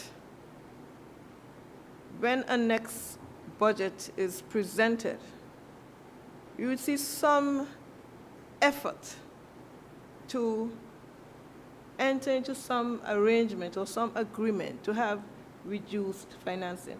The Caribbean Development Bank was there all along. They had concessional funding all along.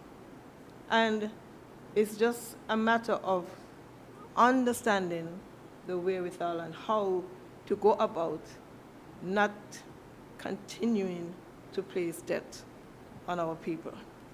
So, Madam President,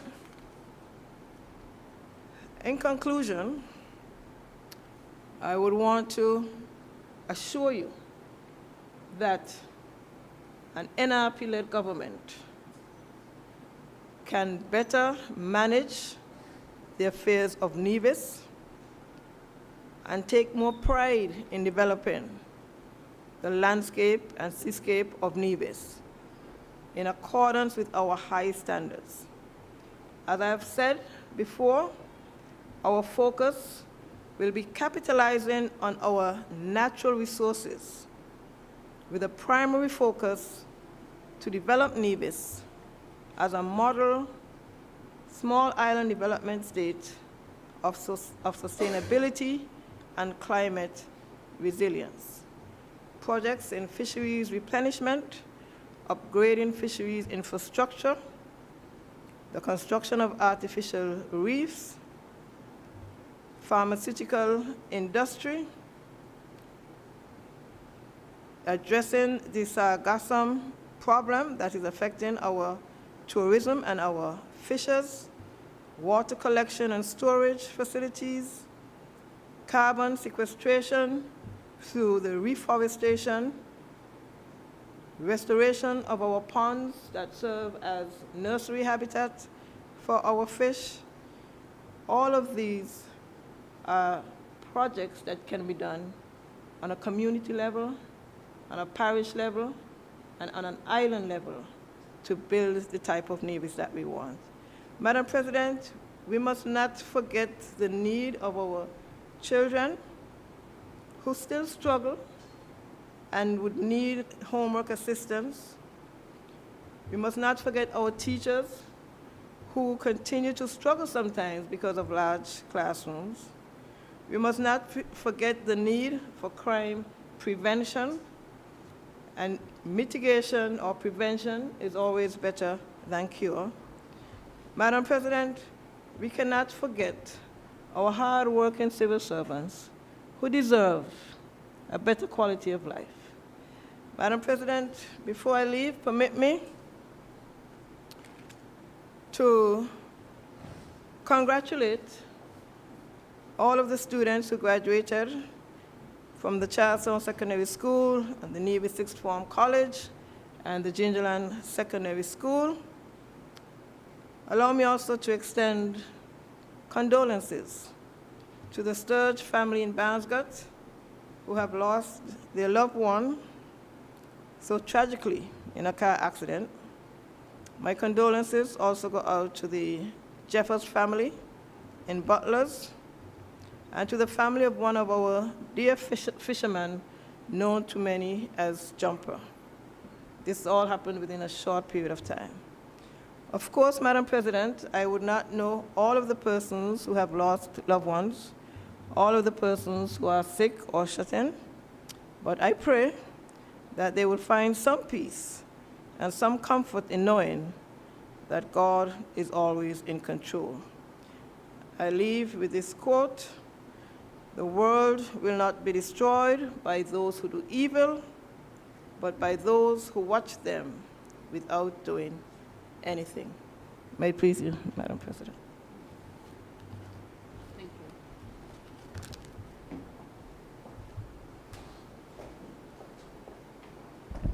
you. Members, I know today, the second day, is usually the longest sitting day. However, I am proposing that we adjourn at or before 4 p.m. today.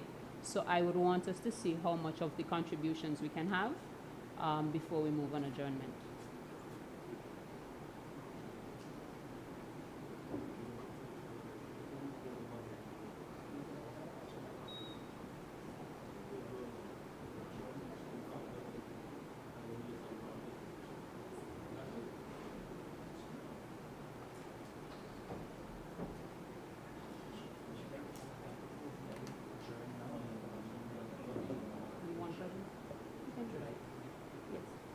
Member for Nevis 3.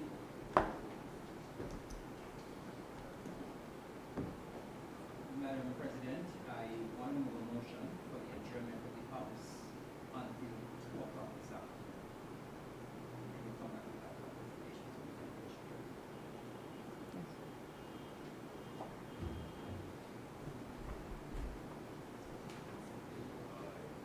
Yes.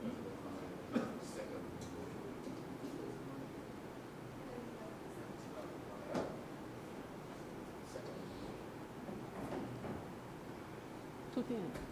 2 p.m. The question is that the House be adjourned until 2 p.m. to accommodate the lunch break. Those in favor? Aye. Those against?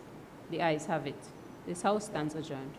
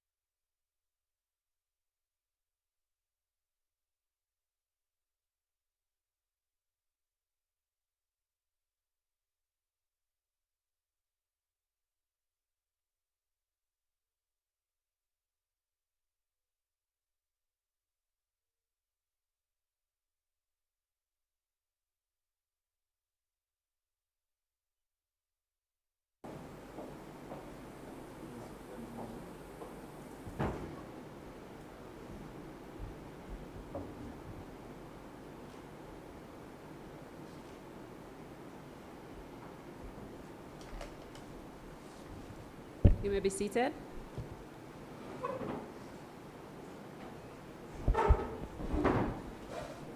House resumes. Good afternoon, everyone. Recognize the member for Nevis 1.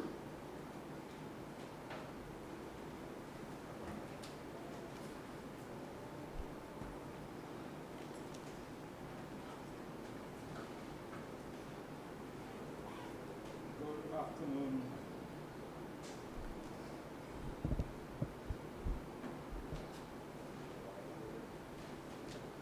Good afternoon, Madam President. I rise to make my contribution in support of the budget presented yesterday, Madam President, by the member for Nevis number 2.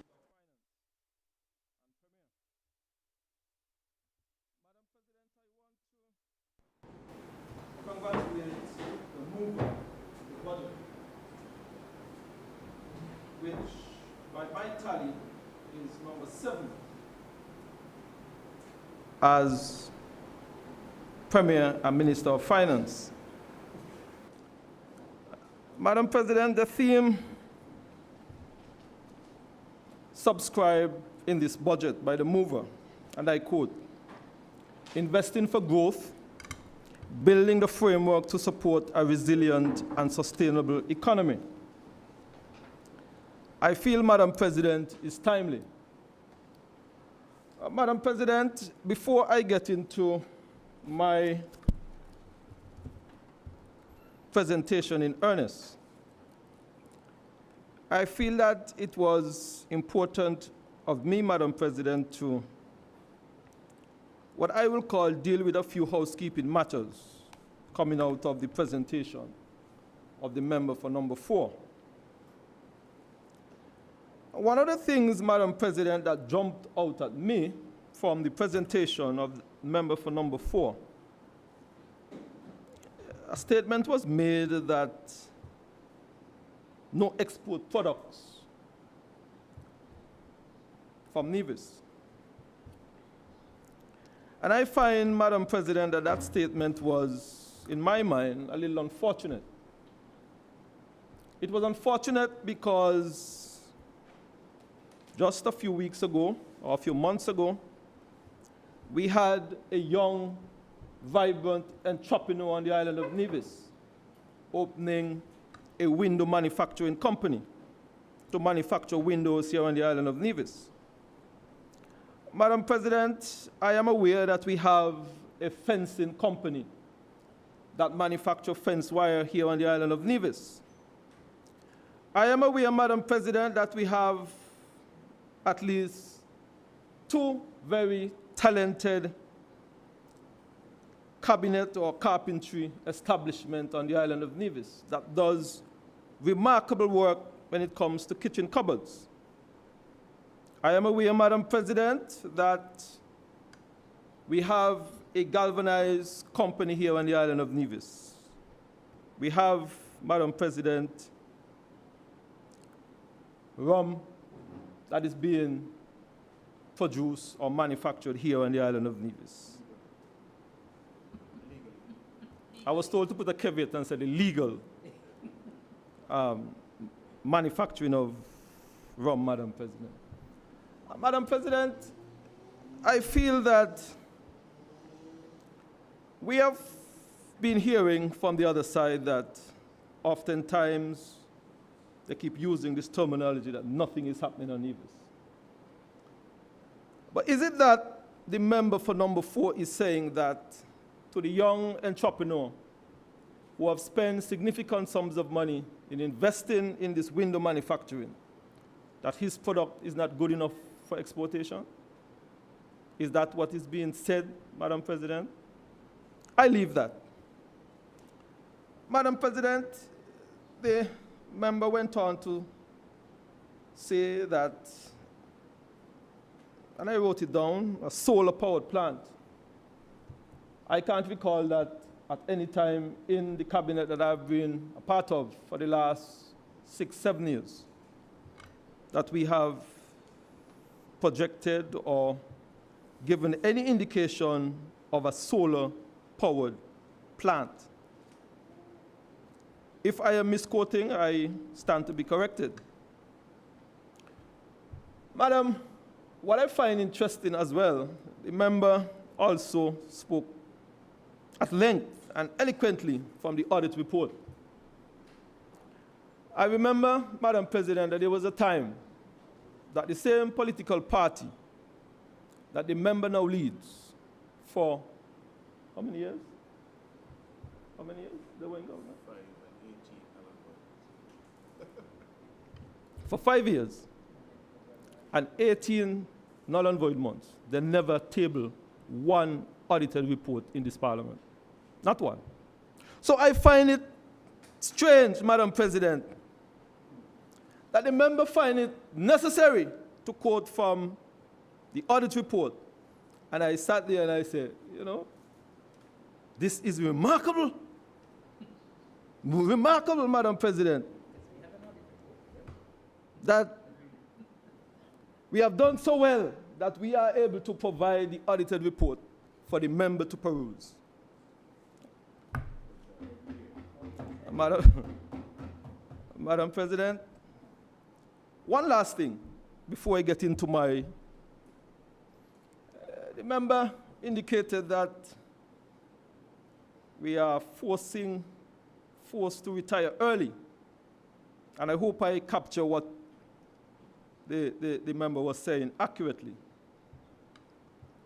I believe that the laws in the Federation of St. Kitts and Nevis specify that persons are to retire at age 62. And I was at a graduation yesterday, Madam President, with some young, vibrant, talented sixth formers. Are we to say to them that the government will keep on persons in the civil service and those in the non-established section to work until they take their last breath, Madam President? And it was a statement that I thought was saying to those six farmers, the government is not going to make any provision for you to get a job on the island of Nevis, because we will ensure that persons who are working, that they will work until they can't work no more. And Madam President, I just thought I would deal with those few housekeeping matters. There is one more that I will deal with that a little later. Madam President, the ministry that I have the privilege to lead currently has given me cause to use for my presentation repositioning the Ministry of Communication and Works et al. To support a resilient and sustainable Nevis. I want to use that theme, Madam President, for my presentation, because the theme of the budget spoke specifically to building the framework to support a resilient and sustainable economy. And I've took that, Madam President, and I've tweeted it slightly.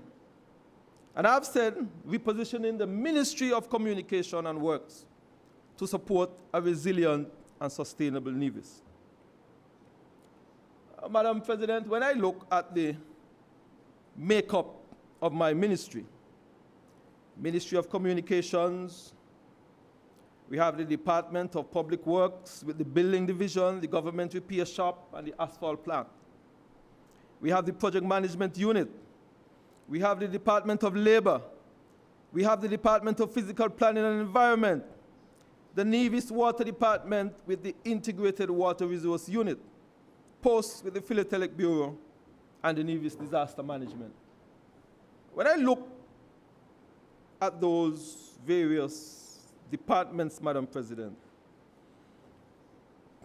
I am persuaded that all of these departments play a critical role in the development of Nevis. And I will go further, Madam President,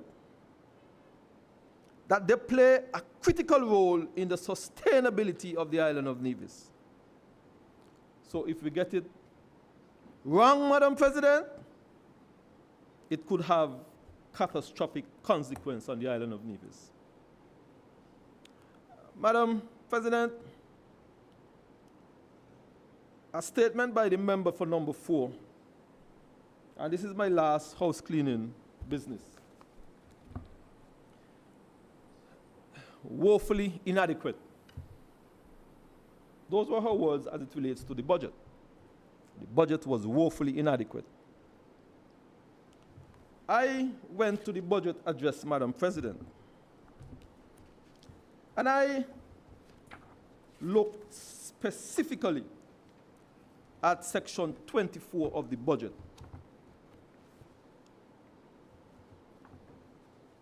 And I want to read it, Madam President, with your permission. Therefore, Madam President, our primary balance has contracted by 4.7 million, moving from a surplus of 15.78 million at the end of October 2022 to a surplus of 10.98 million as of October 31st, 2023. Our overall balance moved from a surplus of 1.3 million at the end of October 2022 to a deficit of 3.9 million as of October 31st, 2023.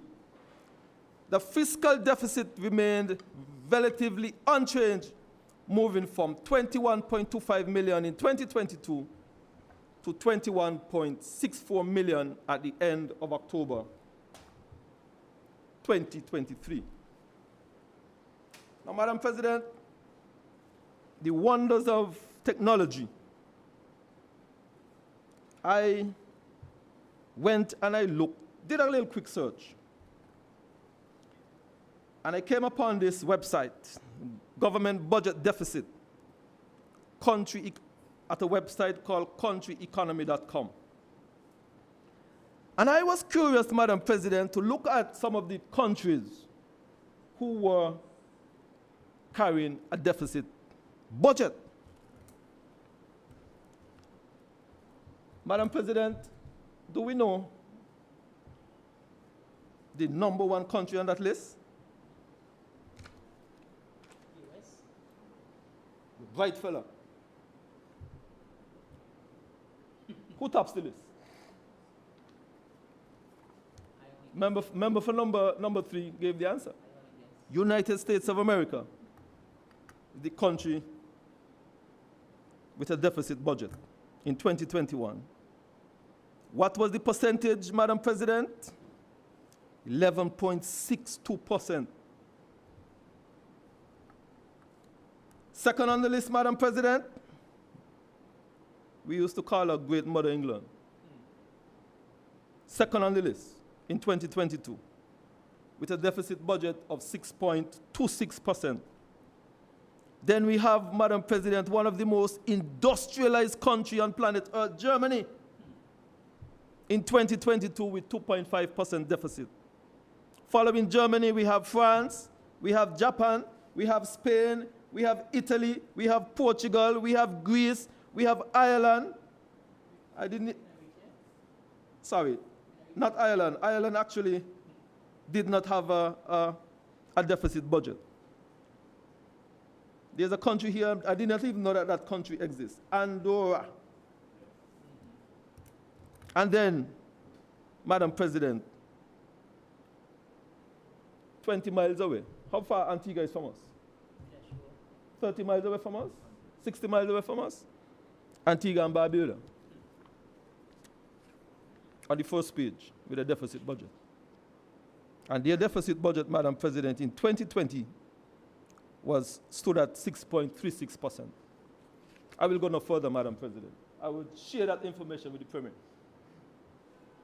Madam President, I want to make a point about this deficit budget. Because it seems to me that there are those who believe that because a country runs a deficit budget, that the government is doing something untoward, or the government is mismanaging the affairs of the country. Madam President,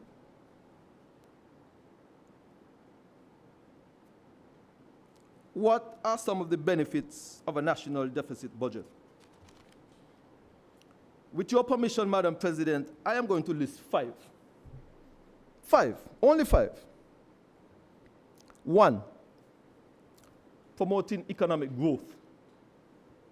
That's what they say about deficit budget. When the government spends more than it collects in revenue, it injects money into the economy. This increased spending can stimulate economic activity and lead to a higher GDP growth. Madam President, those come from the economists, can people from? That is what is being said about a deficit budget. Number 2, preventing or mitigating economic downturns. And this is the explanation, Madam President. During recessions, remember that great recession in the United States? What did President Obama did? Spend like he crazy. Spend like he was crazy. During recessions or periods of economic slowdown, a deficit budget can be used as a tool to offset, reduce private sector spending, and maintain overall aggregate demand in the economy. Speaking about deficit budget, Madam President. Number 3, investing in infrastructure and public services. Let me read that again. Investing in infrastructure and public services. Deficit spending allows the government to invest in infrastructure projects, such as building roads, bridges, and schools, which can have a long-term economic benefits. It also enables spending on public services, such as health care and education, which can enhance the social well-being. Madam President, I remember as a little boy, there was this road that was being constructed called the Southeast Peninsula Road. And all manner of evil was said against the government then about that road. I am happy, Madam President, that the Prime Minister of that era is still alive today to see the benefit of the construction of that Southeast Peninsula Road. Madam President, number 4, addressing social needs and inequality. Deficit budgets can be used to fund social welfare programs. What happened in COVID, Madam President? Such as unemployment benefit, education subsidies, and healthcare initiatives aimed at reducing poverty and inequality. These programs can help to promote social well-being and provide a safety net for vulnerable individuals and families. And finally, Madam President, number 5, facilitating investment in human capital.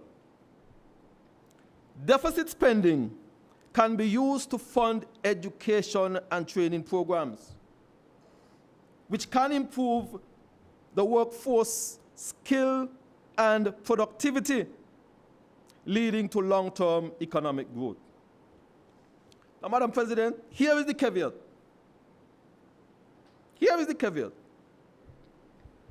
It is important to note that while deficit budgets can provide benefits, they should be used prudently and in line with the country's overall fiscal and economic goals to prevent unsustainable debt levels. Now, that is the caveat, Madam President. And this budget, in my humble submission, Madam President, deals squarely with this final statement. You see the mitigative measures, Madam President, that is outlined in this budget? Because the budget have been a deficit budget, the good people at the Ministry of Finance, smart people at the Ministry of Finance have said, look, we have reached to a point where we need to take some action. And this budget provides, Madam President, for the country to start taking some action as it relates to its deficit budget, Madam President. Madam President, I don't want the people of Nevis to feel that the Minister of Finance, to feel that the ministers on this side, to feel that we are on a spending binge that took us to this deficit budget. But Madam President, the reality is that over time, it was absolutely necessary. Madam President, the time has come to implement the mitigative measures outlined in the budget address. And the Minister of Finance would have spoke about a few. Reassessing certain costs, Madam President, looking at certain costs, tightening up on some overdue invoices as it regards to things like NEVLEC and Water Department, Madam President. All of those, Madam President, are a part of making sure that we begin to deal with the deficit budget. I don't want anybody to feel that it is all gloom and doom because we are dealing with a deficit budget. But there has been, Madam President, times for it to be absolutely necessary, Madam President. Now, Madam President, I want to focus my presentation now on the various departments that I have responsibility for. I will start with the Nevis disaster management. And I want to read into the record of this House, Madam President, the executive summary of the Nevis disaster management. I found it interesting, but it was a statement or a summary that I hope that perhaps we can see and hear a bit more often and a bit more frequent. And I'm going to read it, Madam President. The Nevis Disaster Management Department completed another hectic and productive work program. The transition to the Ministry of Communications was a blessing in disguise and has reaped dividends in enhanced cooperation and collaborations with critical agencies. The unmatched level of support and cooperation were the driving forces that boosted morale, enhanced productivity, provide opportunities for growth, personal development, and staff promotion. I didn't write it. I'm reading what they gave me to say. Madam President, why I feel that this statement is important? Because I want, Madam President, that all across the civil service,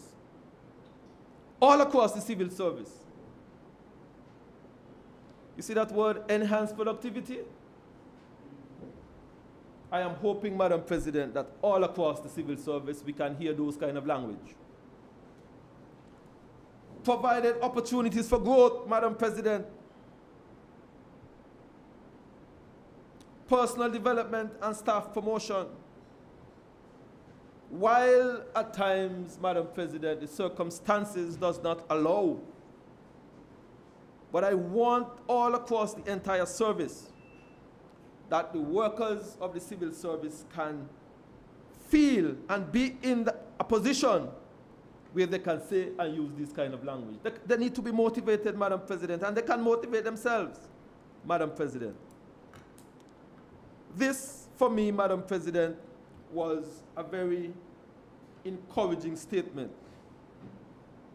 And I want to say, Madam President, that with this kind of language, I believe that we are going to have a very robust and interesting interaction in 2024 and beyond. Madam President, I want to share the vision of the Nevis disaster management. The vision is building a resilient nation. And the member for number 4 used those language kind of loosely this morning.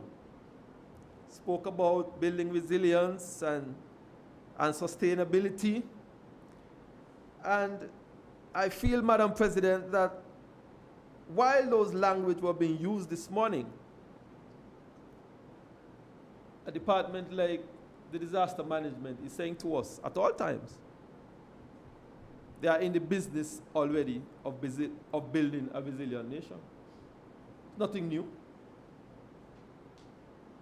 The mission, Madam President, to maximize the use of available resources to promote effective communication, collaboration, safety consciousness, and critical thinking. Critical thinking.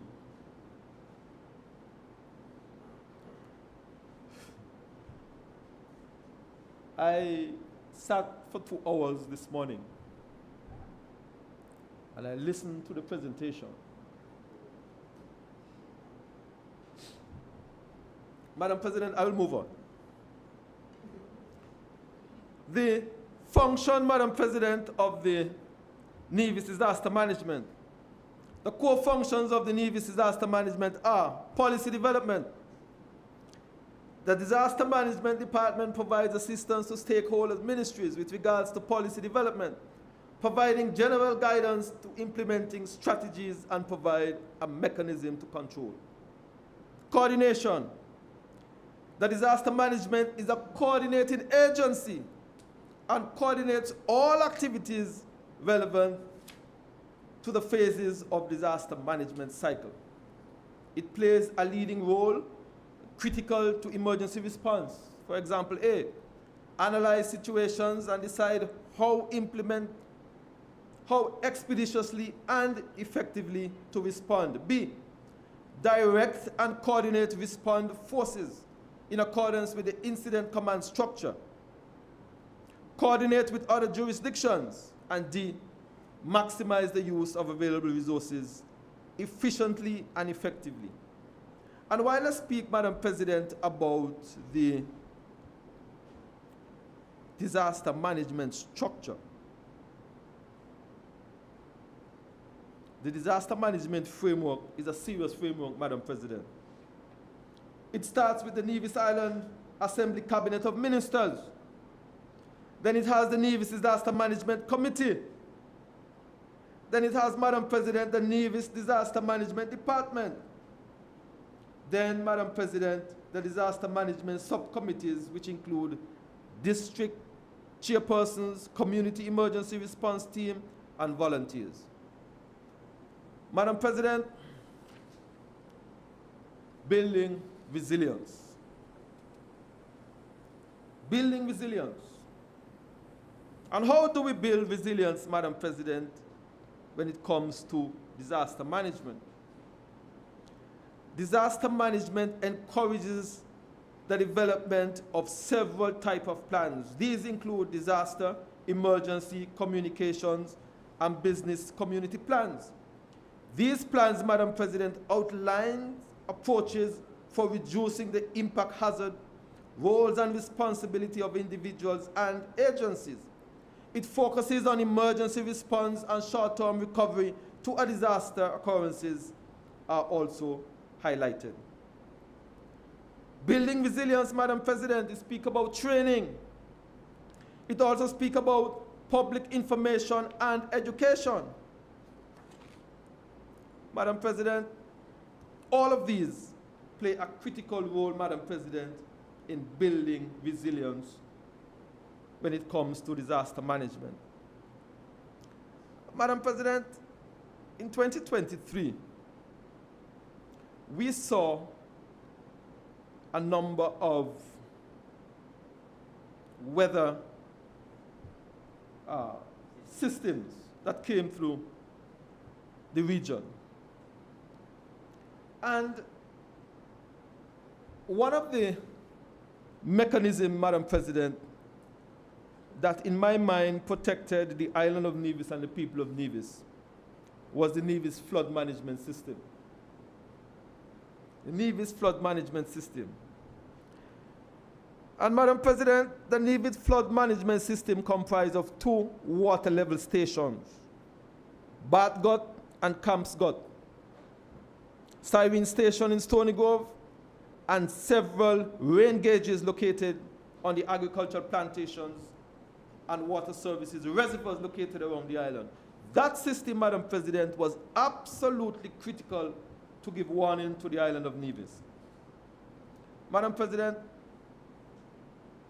we saw that the tropical storm Nicole on November 7th, 2022, we saw, Madam President, that the rain gauge system at Nisbet suffered some damage since 2022.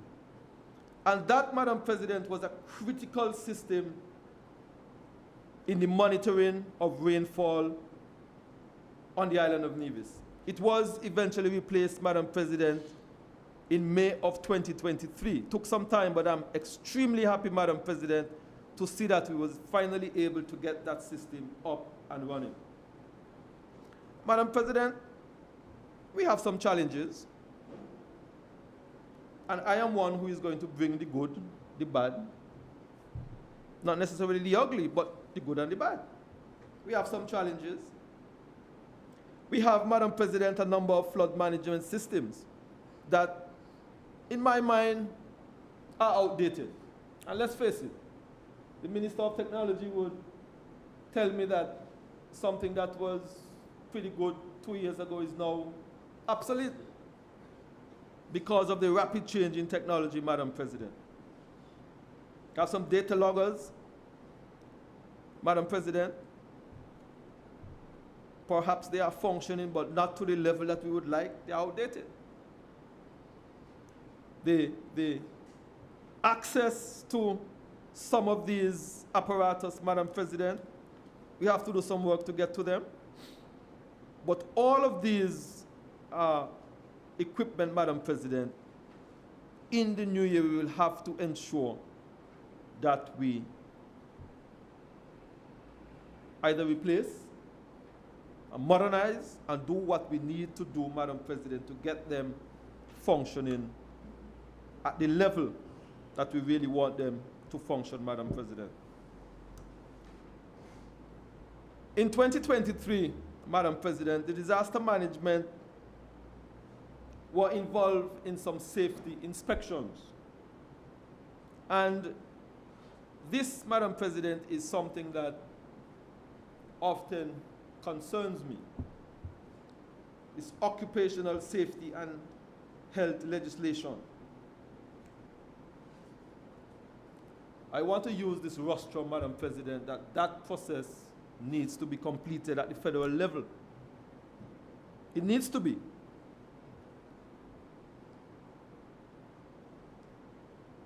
Madam President, this is almost at the point of urgent.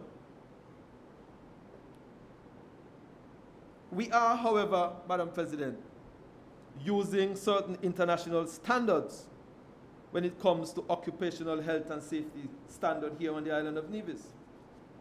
And we need to ensure, Madam President, that the legislative framework is put in place to ensure that not only disaster,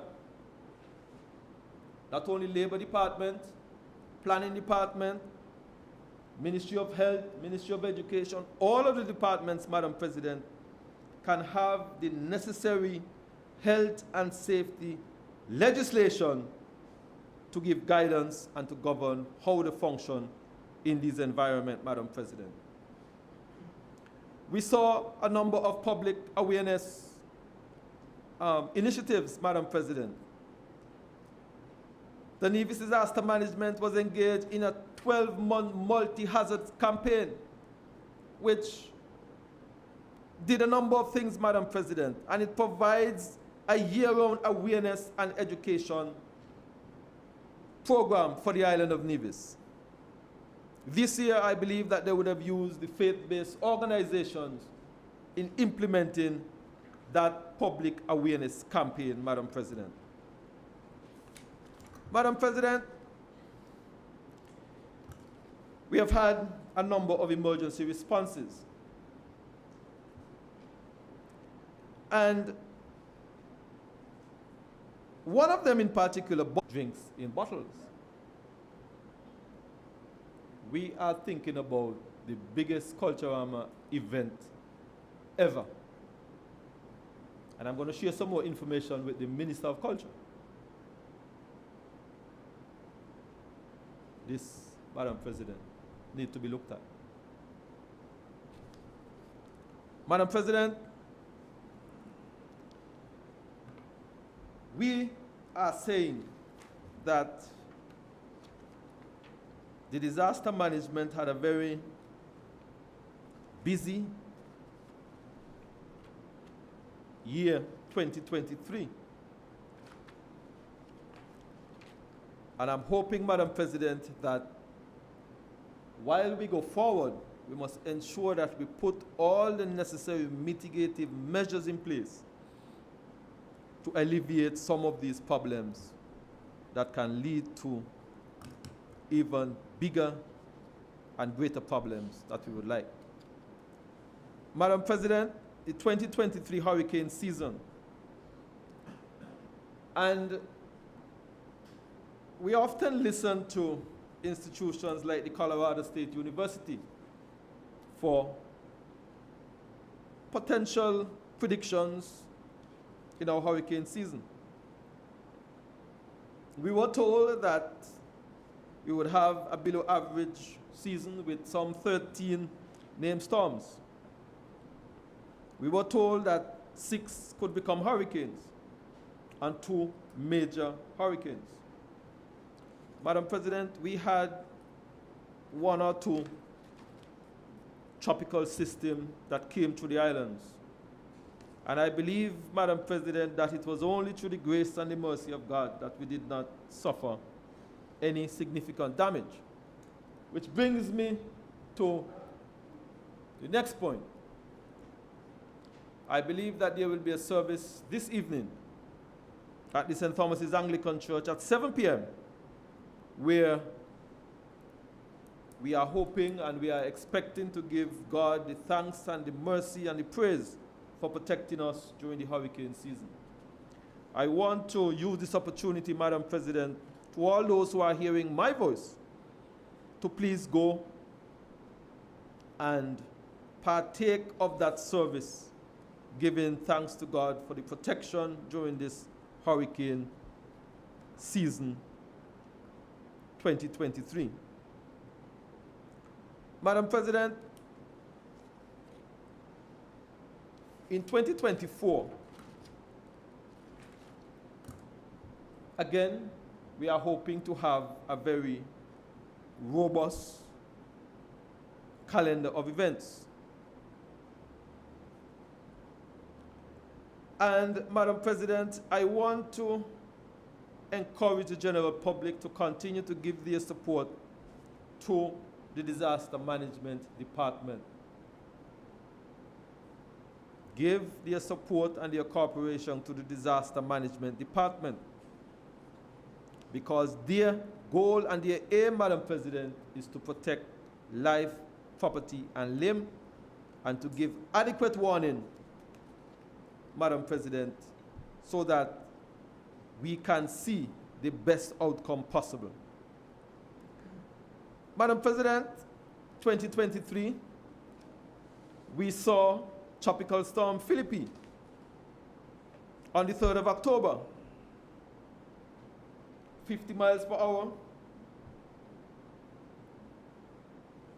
And while it did not cause, Madam President, as much damage, we believe that it would have caused some minimal damage in the agriculture sector.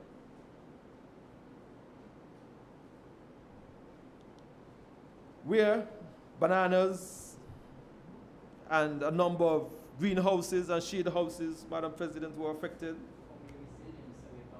Exactly. Very resilient. I am seeing, Madam President, reported damage in the amount of $425,347.60. We also saw the passage of Hurricane Tammy.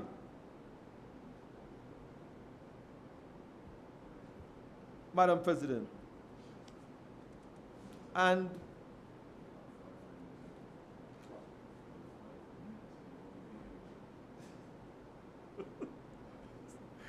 Madam President, Hurricane Tammy, and we saw a recorded cost of just over $5 million in damage.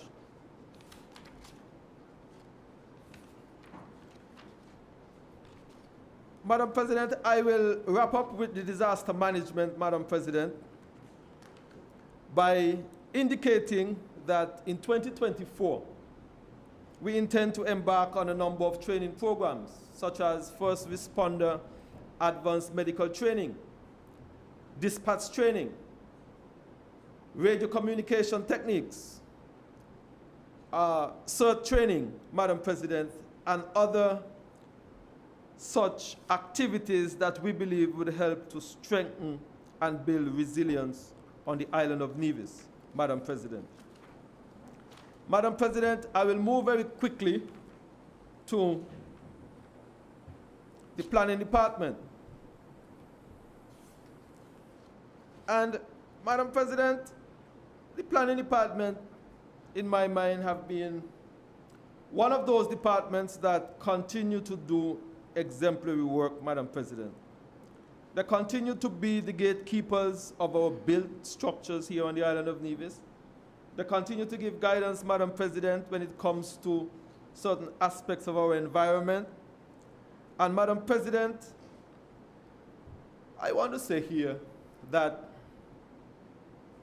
while we continue to work within certain legislative framework, Madam President, we still have some more work to do. I know that we have the Nevis Physical Development Plan to bring to this Parliament. We have the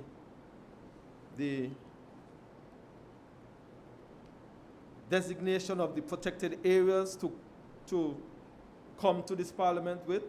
Most of that work, Madam President, is completed. We also have, Madam President, some amendments to the advertisement control regulations. And I know that the legal department would have done tremendous work on all of these legislations, Madam President. So we are hoping that early in the new year, we can come to this Parliament and see the passage of these various pieces of legislation, Madam President. Madam President, the department also in 2023 were engaged in a number of training exercises. They were engaged in drone simulation training. And this is a critical piece of training, Madam President, that deals with the usage of drone in mapping of the island of Nevis. And that, Madam President, will be a critical component in the island's development.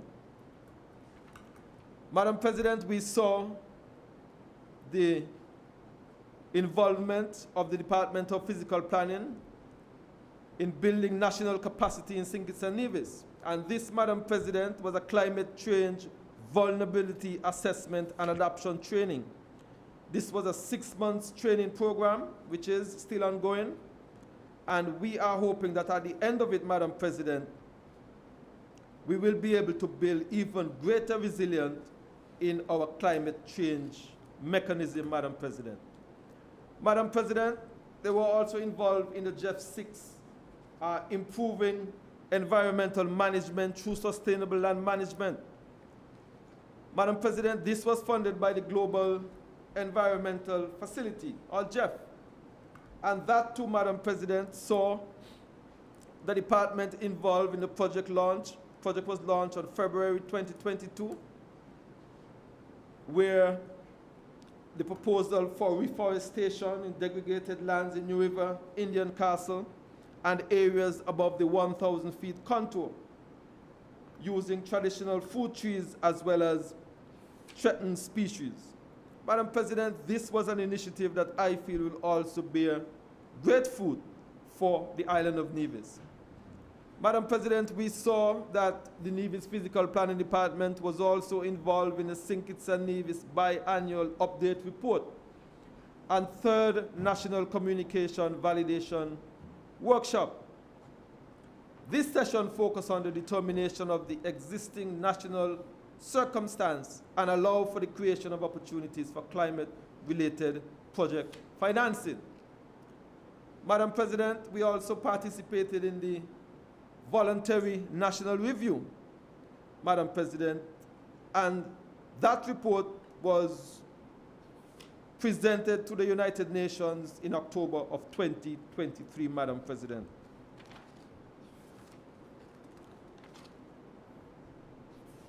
Madam President, for the year thus far, the Planning Department would have received some 293 applications with a 227 approvals. We saw some 66 with some compliance issues. Madam President,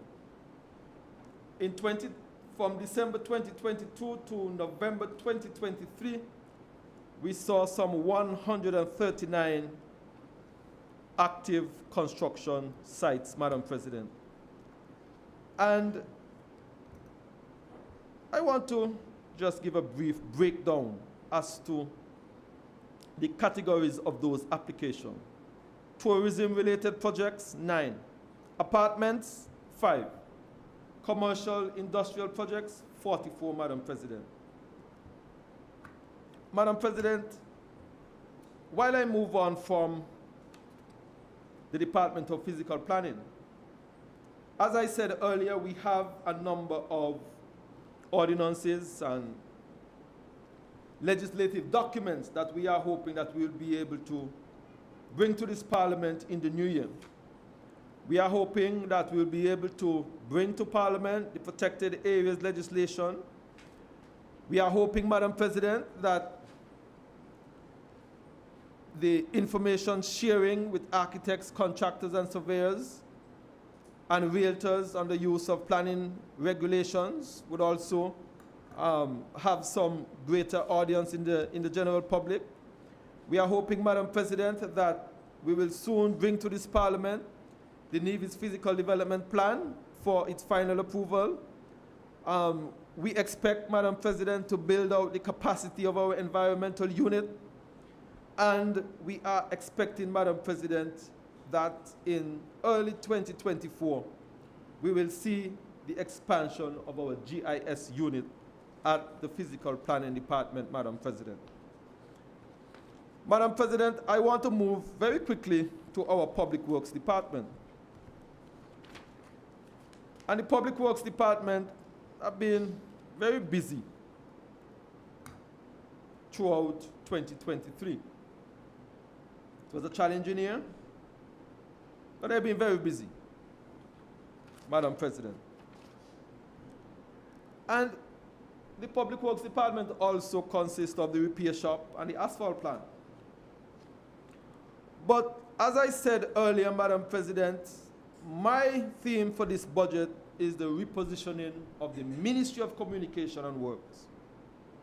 And we have started that process. We have seen, Madam President, in January of this year, we were able to get the services of an architect with a bachelor's degree in architecture. We have seen, Madam President, we were able to attract the services of a surveyor. We worked with one surveyor for some time, and I often wonder how he manages. We have seen, Madam President, we were able to also attract the services of an engineer. And all of these young, talented professionals is being positioned, Madam President, to reposition the Ministry of Communication and Works for 2024 and beyond. Now,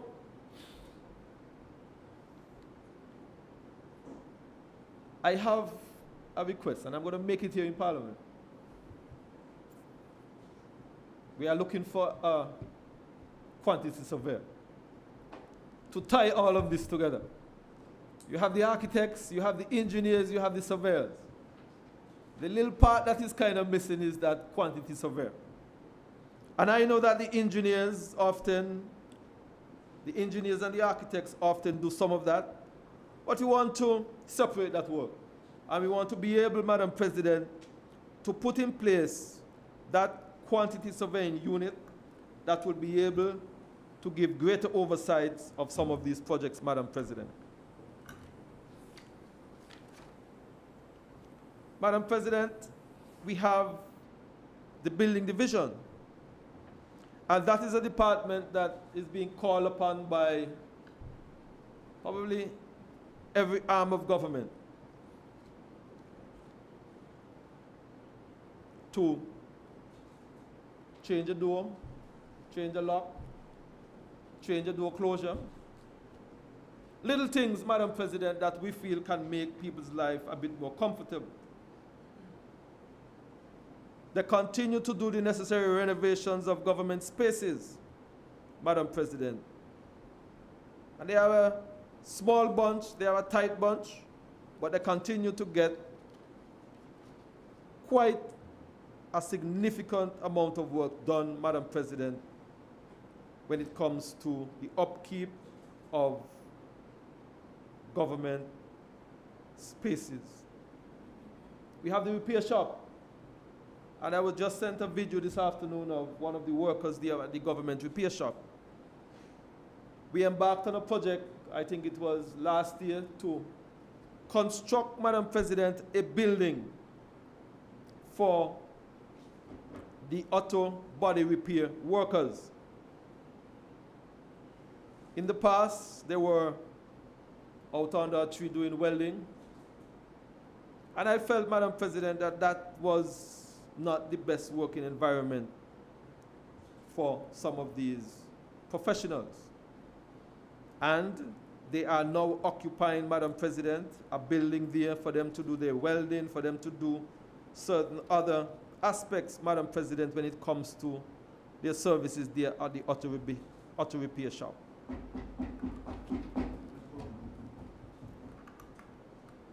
Indeed, it's a big improvement, Madam President.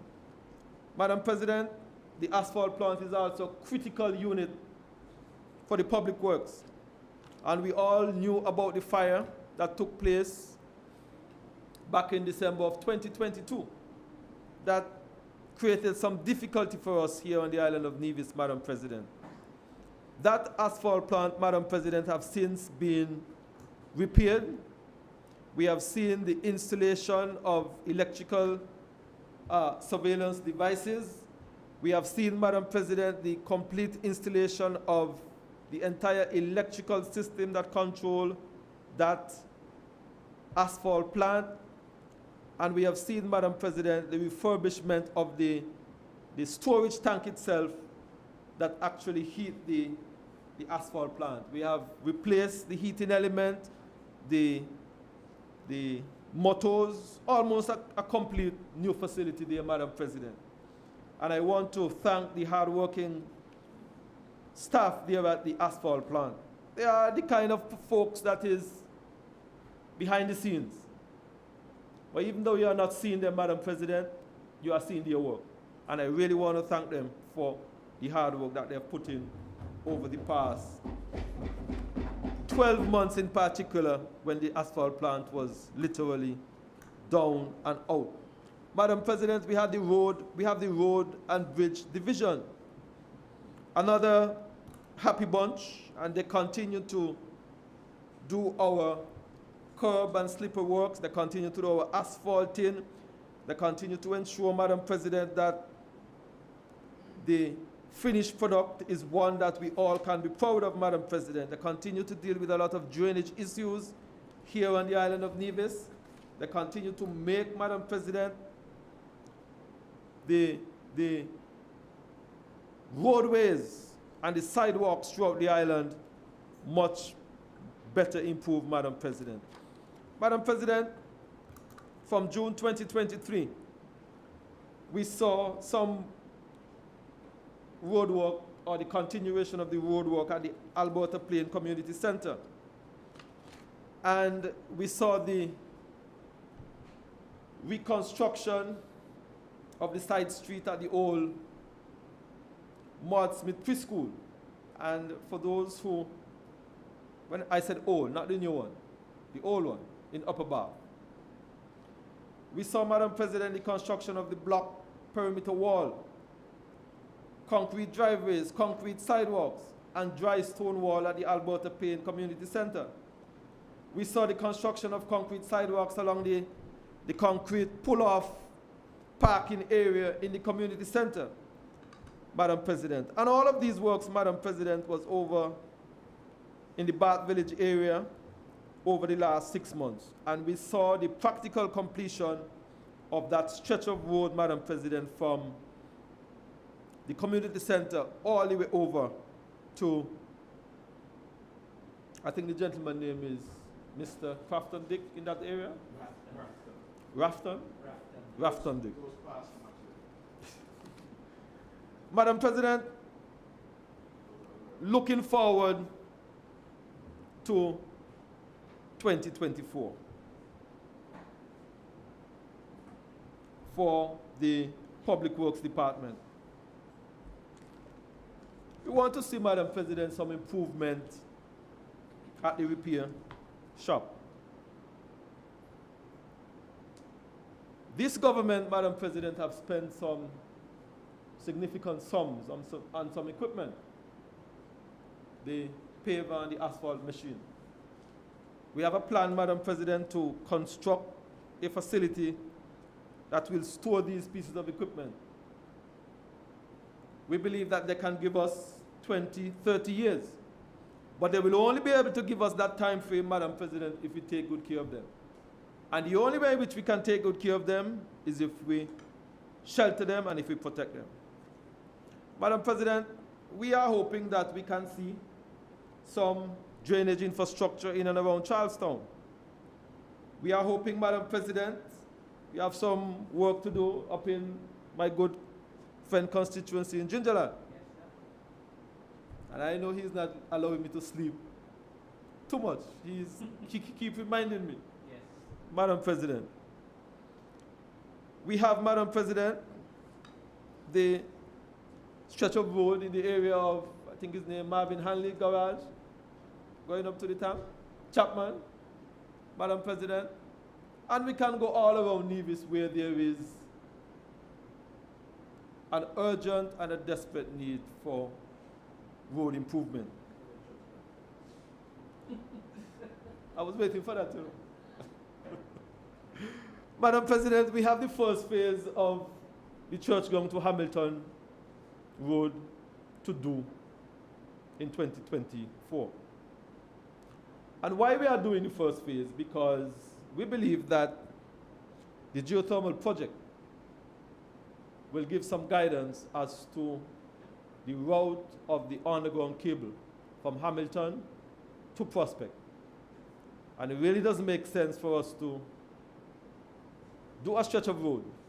And when the geothermal project comes on stream, we might have to make some adjustment. So we are going to do from the entrance of the Island Main Road there in Churchground all the way over to Hamilton in the Hamilton area. Madam President, we also are hoping that we will see the finalized and implementation of the department organizational structure chart.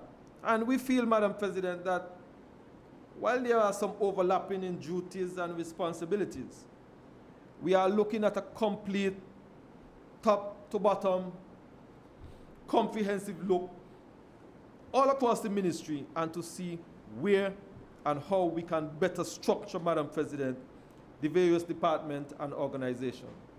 We expect in 2024 to provide some additional training in auto mechanics, in road construction, in paving.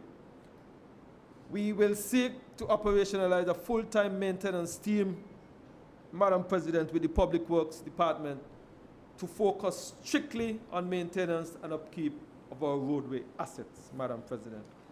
And those are some of the objectives that we are hoping to see in 2024, Madam President. Madam President, I will turn very quickly to the post office. And Madam President, we started a pilot project at the post office, the internal management system, or the counter automation. And this was a project, Madam President, that we embarked on with Syncit. And I believe that we waited for a while, but it was generally felt that we needed to move ahead with our internal management system here on the island of Nevis. I am happy to report that that is well on the way, Madam President. We are now in the testing phase of this system, and we expect to roll out that internal management system in the first quarter of 2024. I believe that the IT is the hosting agent for the server for that unit. I believe so, Madam President. Madam President,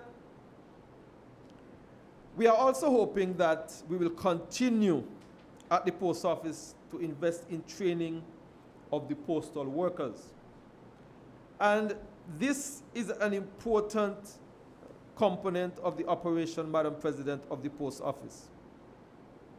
It is important because we recognize that while we are not necessarily selling a lot of stamps, Madam President, while that business model have fallen off, we are recognized, Madam President, everybody is buying on Amazon, everybody is buying on,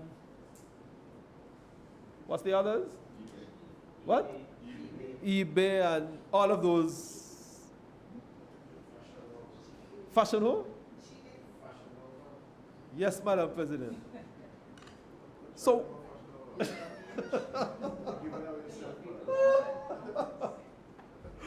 Madam President, it means, therefore, that the services at the post office must be dynamic. It must be, because the needs of the customer continue to change, Madam President, and we have to stay apace. We have seen, Madam President, that there continues to be some training in these various areas, and we have had 2 workers who was in Barbados recently on some training as it regards to different operational mechanism as it regards to post office, Madam President. And the idea is that once these officers were trained, then we can continue the training process in-house, Madam President.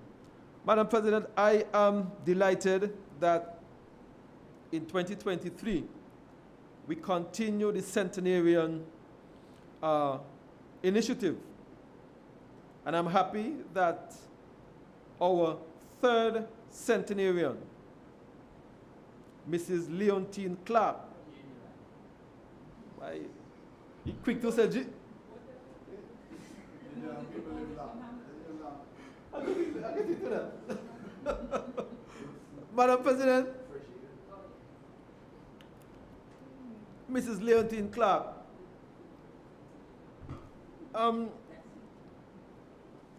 who was recognized on the 23rd of November, Madam President. And I want to congratulate Mrs. Clark and family.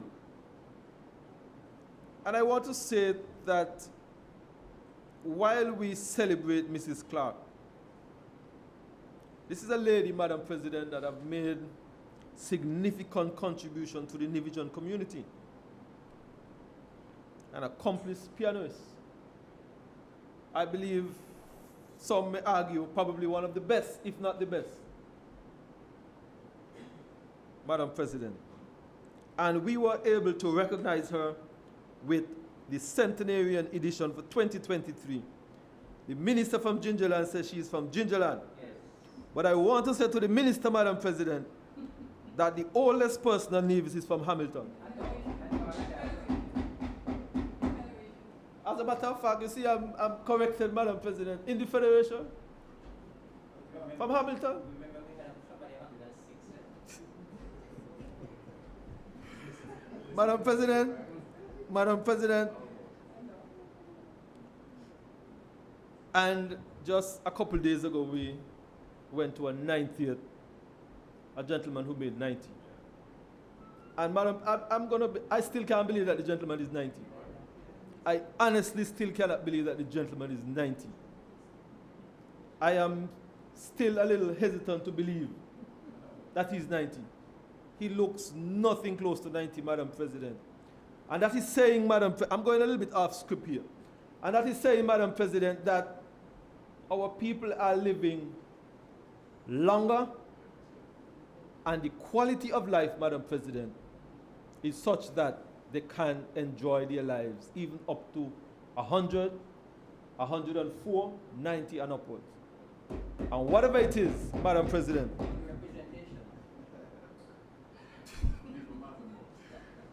Madam President,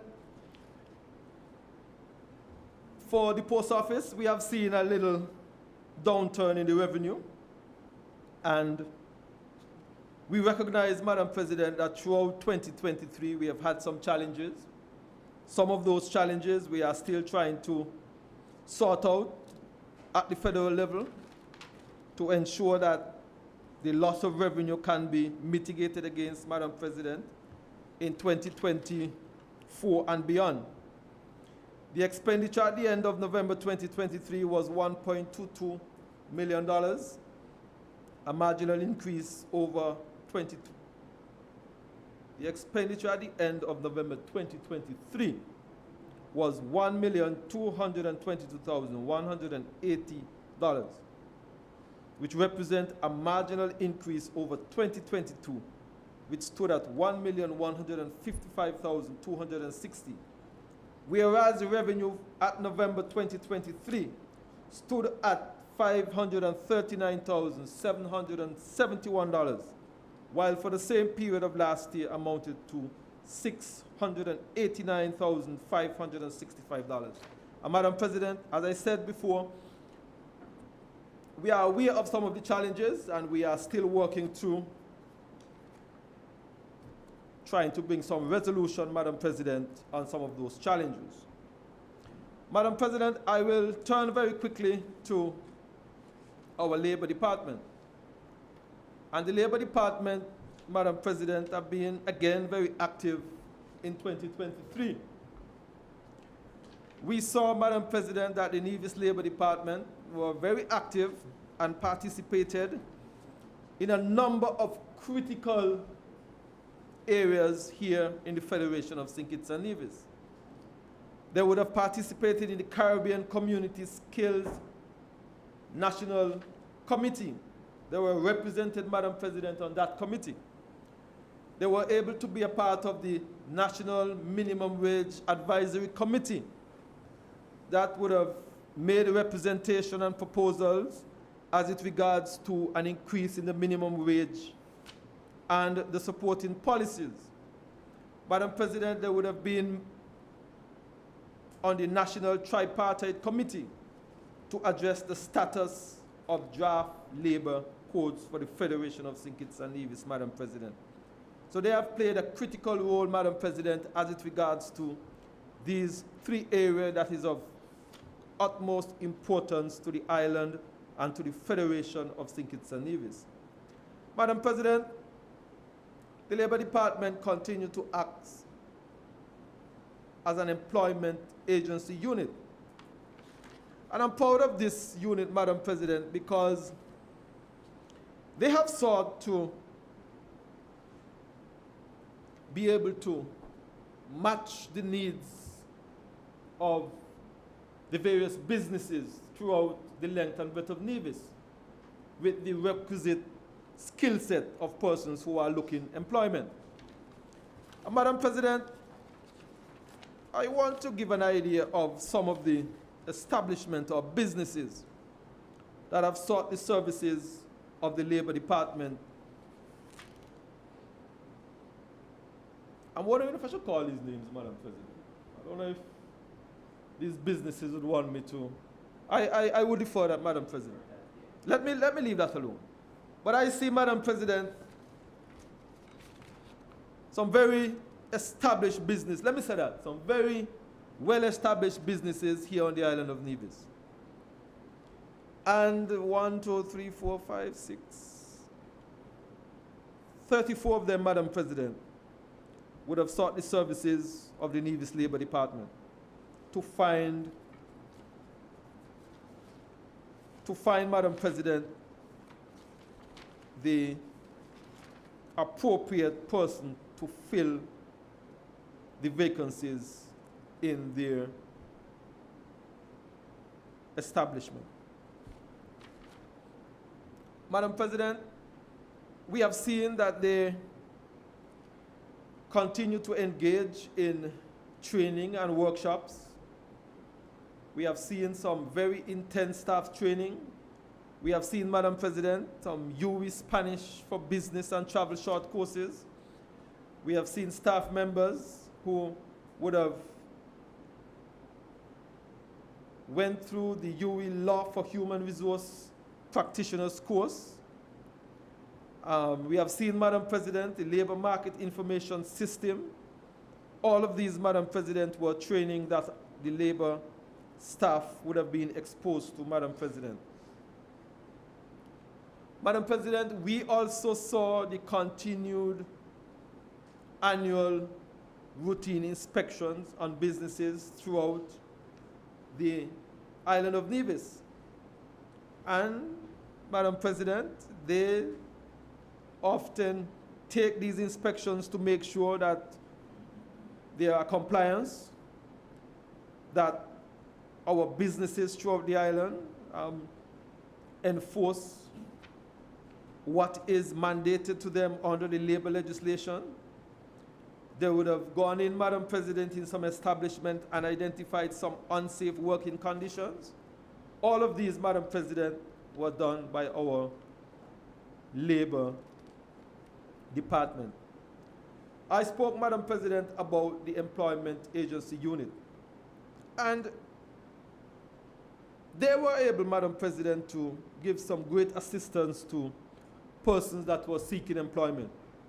They would have assisted them in resume and cover letter writing.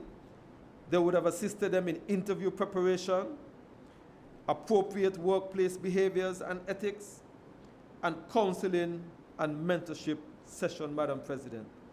Madam President, all of these activities took place at our Labor Department here in Charlestown. Madam President, I want to turn very quickly to Career Fair 2023. And the aim of Career Fair 2023, Madam President, was to focus on technical and vocational skills. They would have partnered with Advanced Vocational Education Center, or AVEC. Madam President, we saw representation in electricity and carpentry, construction, mechanic. Madam President, we saw plumbing, heavy equipment. The Four Seasons, Madam President, would have also partnered with us. And Madam President, the Nevis Library Services, a broad section of the technical aspect, Madam President, throughout the island, and I would even dare say throughout the Federation, was represented at Career Fair 2023, Madam President. Plans are already afoot, Madam President, for Career Fair 2024, and we are hoping that that will definitely be bigger and better, Madam President, than Career Fair 2023. Madam President, at the end of the year 2023, or at this stage, we would have seen some 63 inspections or business that would have been inspected by the Nevis Labor Department. We have inspected 3 banks, 8 commercial businesses, 5 construction entities, 2 financial businesses, 4 hotels, 1 manufacturing, 25 restaurants, 9 service industry, 1 statutory corporation, 2 telecommunications businesses, and 3 transportation business, Madam President. Madam President, the Nevis Labor Department were also involved in the labor disputes, the settlement, or as they sought to do their very best, Madam President, to bring about some resolution as it regards to a number of disputes here on the island. In the agriculture sector, we saw 15 disputes that were dealt with. Banking 1, commercial 18. Madam President, we saw 17 in the hotel sector, 22 in the services sector. Madam President, all of these, Madam President, were disputes that were dealt with by our Labor Department. And I want to give, Madam President, a quick synopsis of the dispute types. At the top of the train, Madam President, we saw dismissal and termination with 43. Harassment, 0. I like that number. Harassment, Madam President, 0. It means, Madam President, that our working environment here on the island of Nevis, well, let me be careful, Madam President. I'm going to walk that back a bit. I'm going to walk it back a bit. We have 0 for harassment.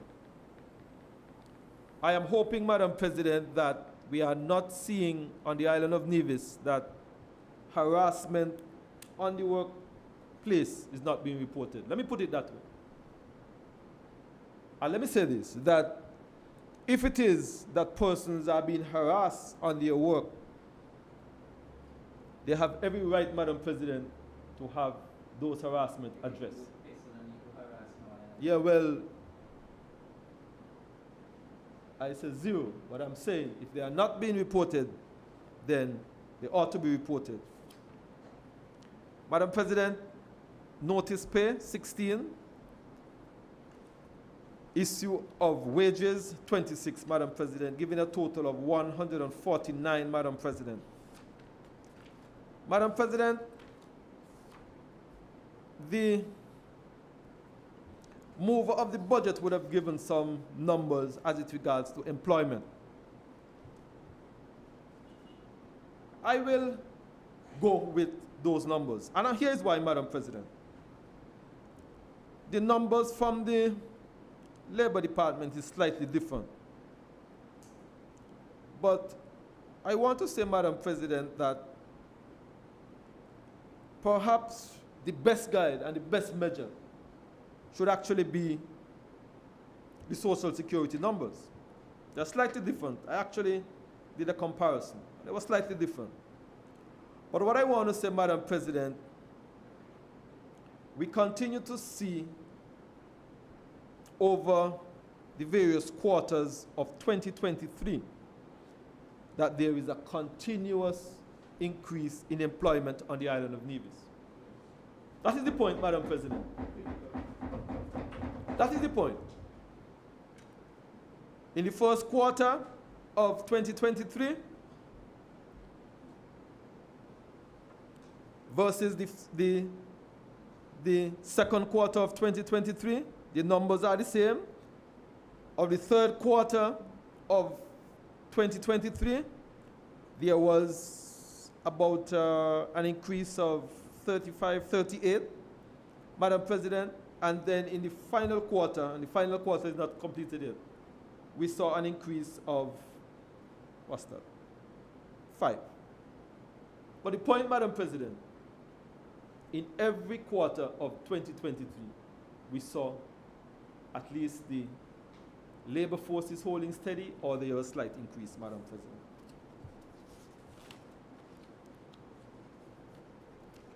Madam President, the Employment Agency, and I spoke to that earlier, the total number of applicants for January 2023 to January 2023 to November 2023, we saw a total number of 265 applicants to the employment agency. And that is saying, Madam President, that the various businesses throughout the island of Nevis are utilizing the services of our employment agency so that they can find the right person, Madam President, to fill those vacancies, Madam President. Madam President, the Department of Labor have an ambitious agenda for 2024. Of course, Career Fair 2024 is already in the planning. Training of staff, Madam President. They hope to embark on some workshop and counseling session. Madam President, they intend to host a week of activity between the month of April to the commencement of World Day for Safety and Health, Madam President, and annual inspection of business places. And the employment agency will continue to function, and they will continue to partner with TVET and AVEC, Madam President, to expose our young people to technical training, Madam President, in 2024. Madam President, I now come to the Water Department. And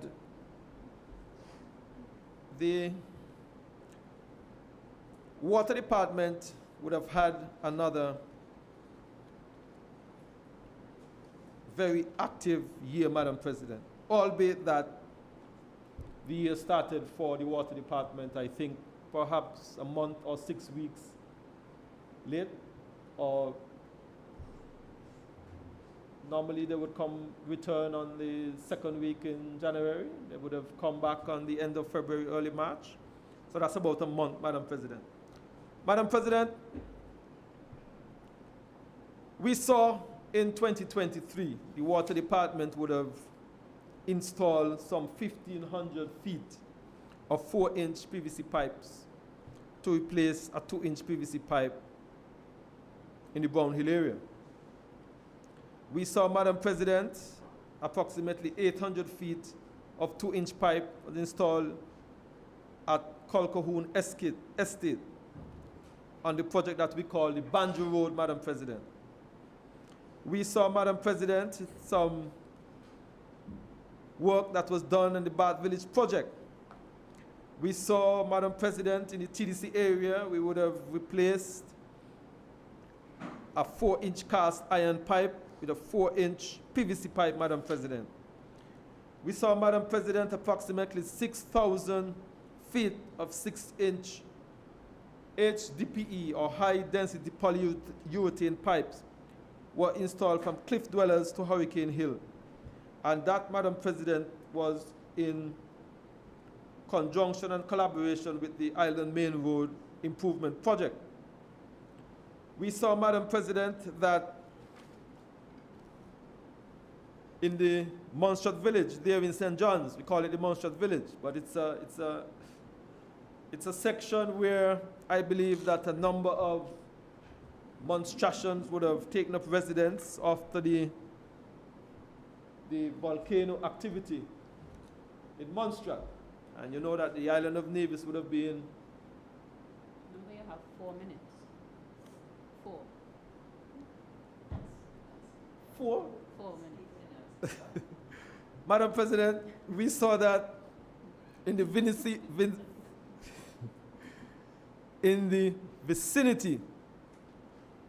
of the Monstrat village, they saw the installation of some 2-inch HDPE pipe, some 1,200 feet in length, Madam President. Work were also done on the Charlestown Bypass Road, where we would have installed new connections, Madam President, in complement of the road improvement work there at the Bypass Road. We saw, Madam President, that work is now being done Our work was done, Madam President, in the Rollins Drainage Project. And some 500 feet, Madam President, of pipe was installed on that project. Madam President, we also saw in the low ground area. This is an area that is in the vicinity of, on the other side of Cherry Garden, some 1,500 feet of 4-inch PVC mains that is now being installed, Madam President. Madam President, we also saw some 400 feet of 2-inch mains that were installed in the Prospect Estate area, directly opposite Mem's Pizza Place. We saw, Madam President, that some 300 feet of 2-inch mains that is expected to be installed at Westbury to alleviate extremely low water pressure. And Madam President, this is a project that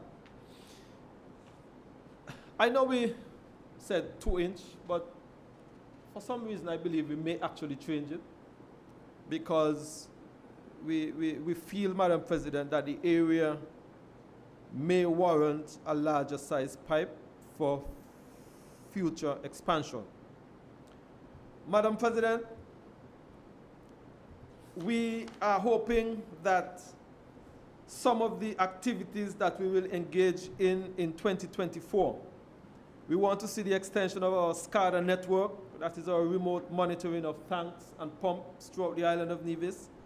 And we are hoping that we'll be able to include Hamilton Well, the Hamilton Tank, the newly constructed Pond Hill Tank, and booster station.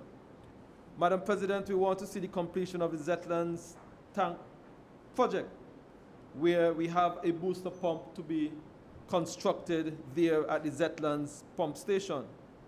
Madam President, we want to see the construction of a well pump and generator station at Madden's and Butler's. And these are some pumping station houses, Madam President, that is in a state where, because of the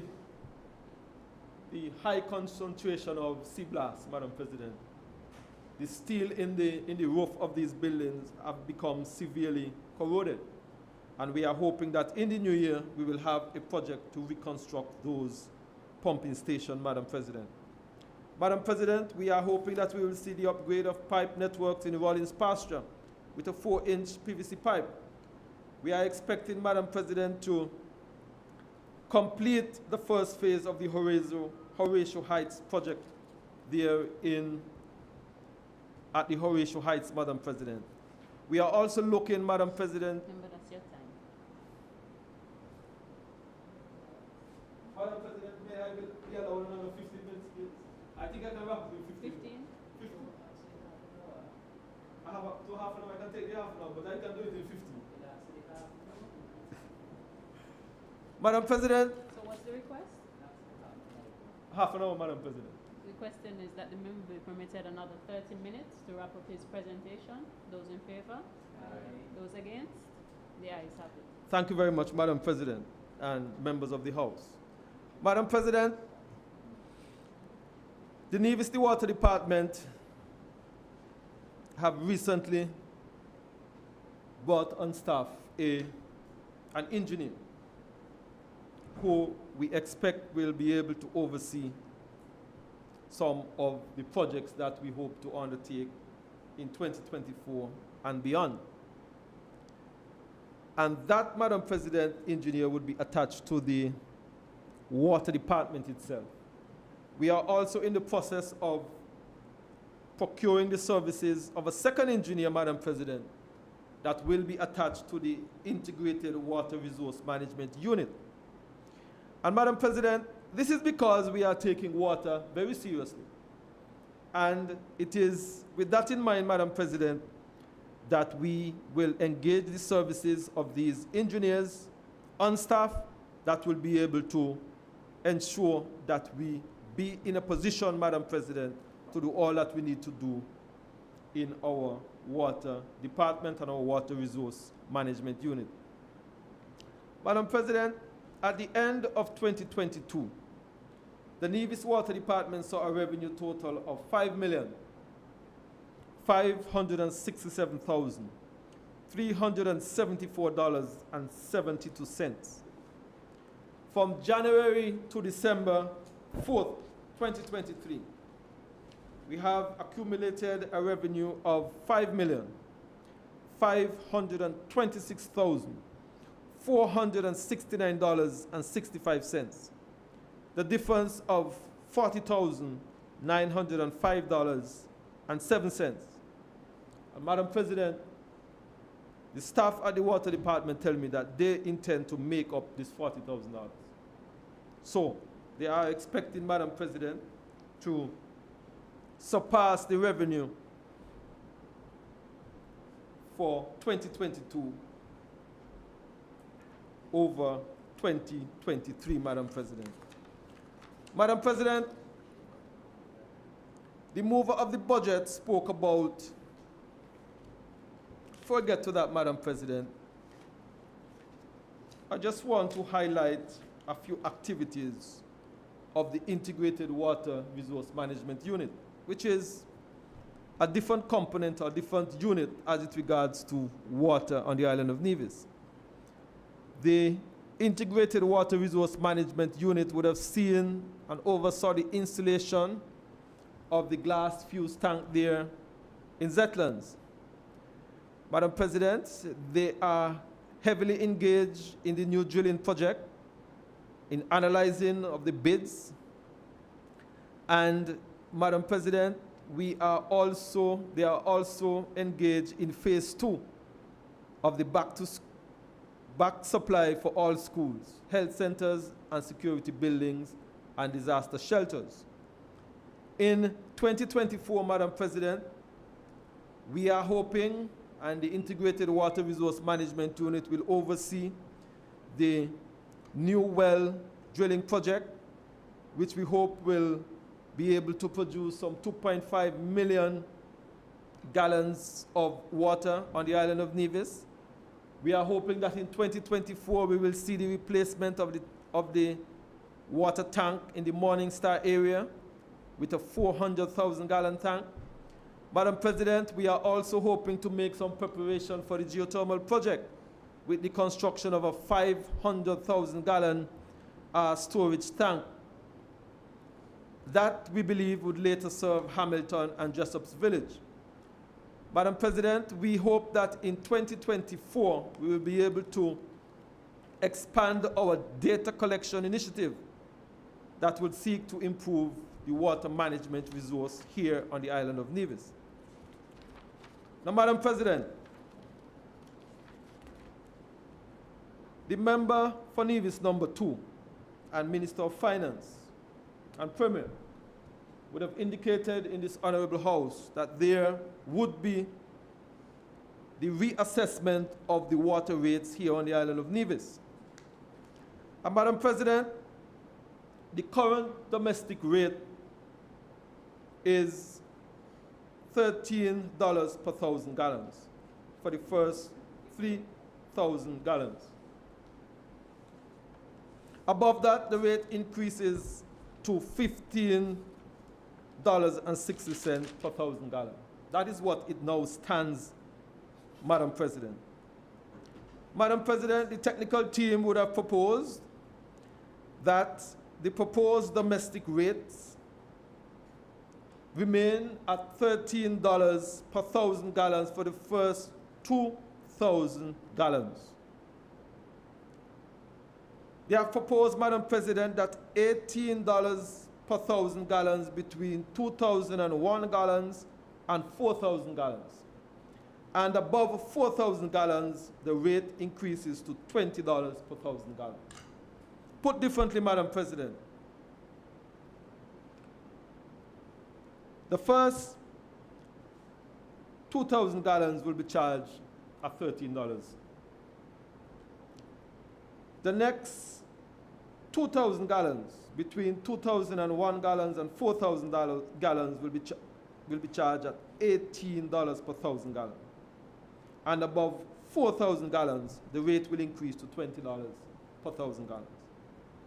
This structure, Madam President, is proposed that people would not waste water.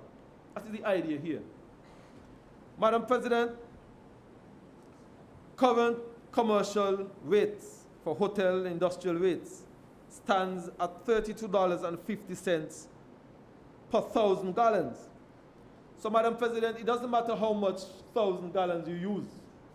You can use up to 1 million gallons. You are still being charged at $32.50. The proposed change, Madam President, in the commercial, hotel, and industrial rates, that $32.50 per 1,000 gallons up to 10,000 gallons.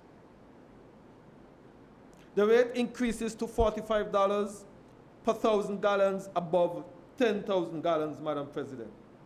So, Madam President, you can use 9,999 gallons. You will be charged at $32.50. As it now stands, you can use up to 1 million gallons, Madam President, and you're still being charged $32.50. Very cheap. So, those numbers, Madam President, has been reworked. And let me repeat them for the commercial and hotel industrial rate. $32.50 per 1,000 gallons up to 10,000 gallons. The rate increases to $45 per 1,000 gallons above 10,000 gallons, Madam President. Madam President, for the agricultural sector and farmers, the concessionary rate of $6.50 per 1,000 gallons up to 10,000 gallons. Above that, the rate increases to $13 per 1,000 gallons. Madam President, that is what it is now. Let me go over that again. For the agriculture and the farming sector, it now stands at $6.50 per 1,000 gallons up to 1,000 gallons. Above that, the rate increases to $13 per 1,000 gallons. That is what it is now, Madam President. Up to 10,000 gallons, Madam President. It is suggested that the rates for farmers be changed to $8.50 and $15 respectively. Madam President, for seniors living alone, there is no change for consumption up to 3,000 gallons. It is suggested, Madam President, that that rate remains the same when it comes to our seniors. Madam President, with regards to truckers or water delivery services, the current rate now stands at $52 per 1,000 gallons. And the new rates, Madam President, is proposed to be $75 per 1,000 gallons. Madam President, we have been discovering some anomalies lately where persons have been disconnected, and we have seen some illegal reconnections. Let me say that again, Madam President. We have seen, Madam President, that persons have been disconnected and they have found themselves back on the supply. We have seen, Madam President, that some meters were locked.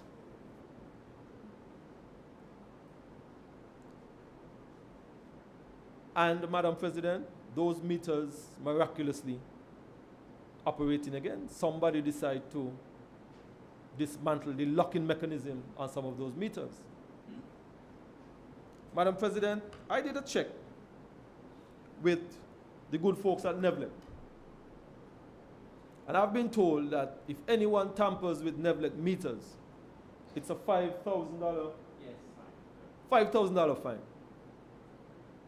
We are a little more generous, Madam President. Madam President, we are saying that if there is any illegal connection there will be a fine of $1,500. And if there is any tampering, Madam President, with the water meter, that is going to be a $2,000 fine. Madam President. No. I am asking, Madam President, that persons do not interfere and tamper with the water supply if they are disconnected.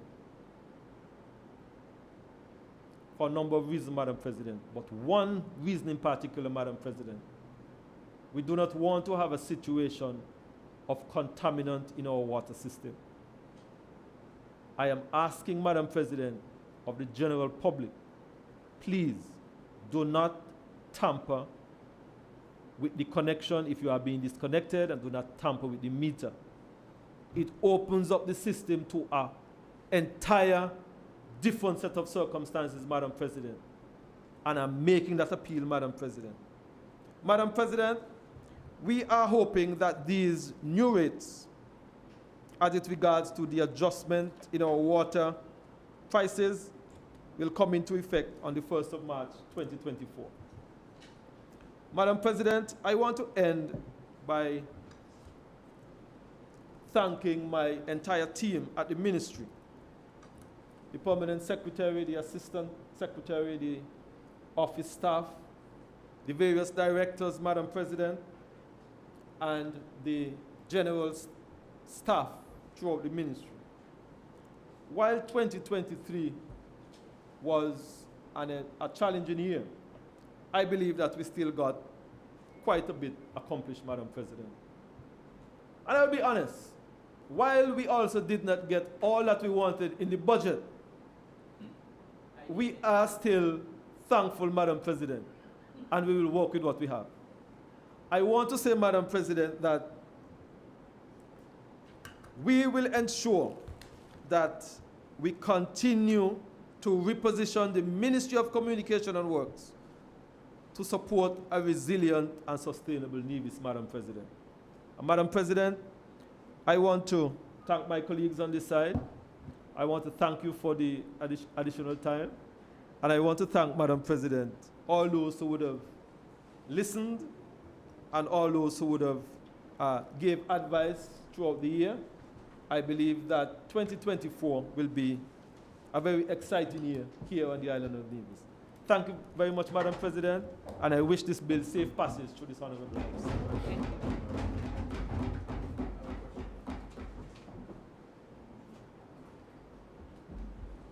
Recognize the member for Nevis 3.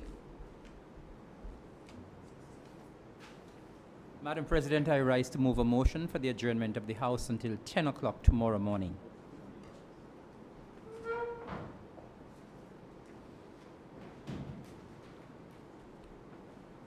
Madam President, I rise to second the motion.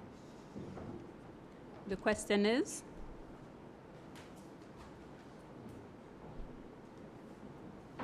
The question is that the House stands adjourned until 10 a.m. tomorrow, December 7th, 2023. Those in favor? Aye. Those against? The ayes have it. House is adjourned.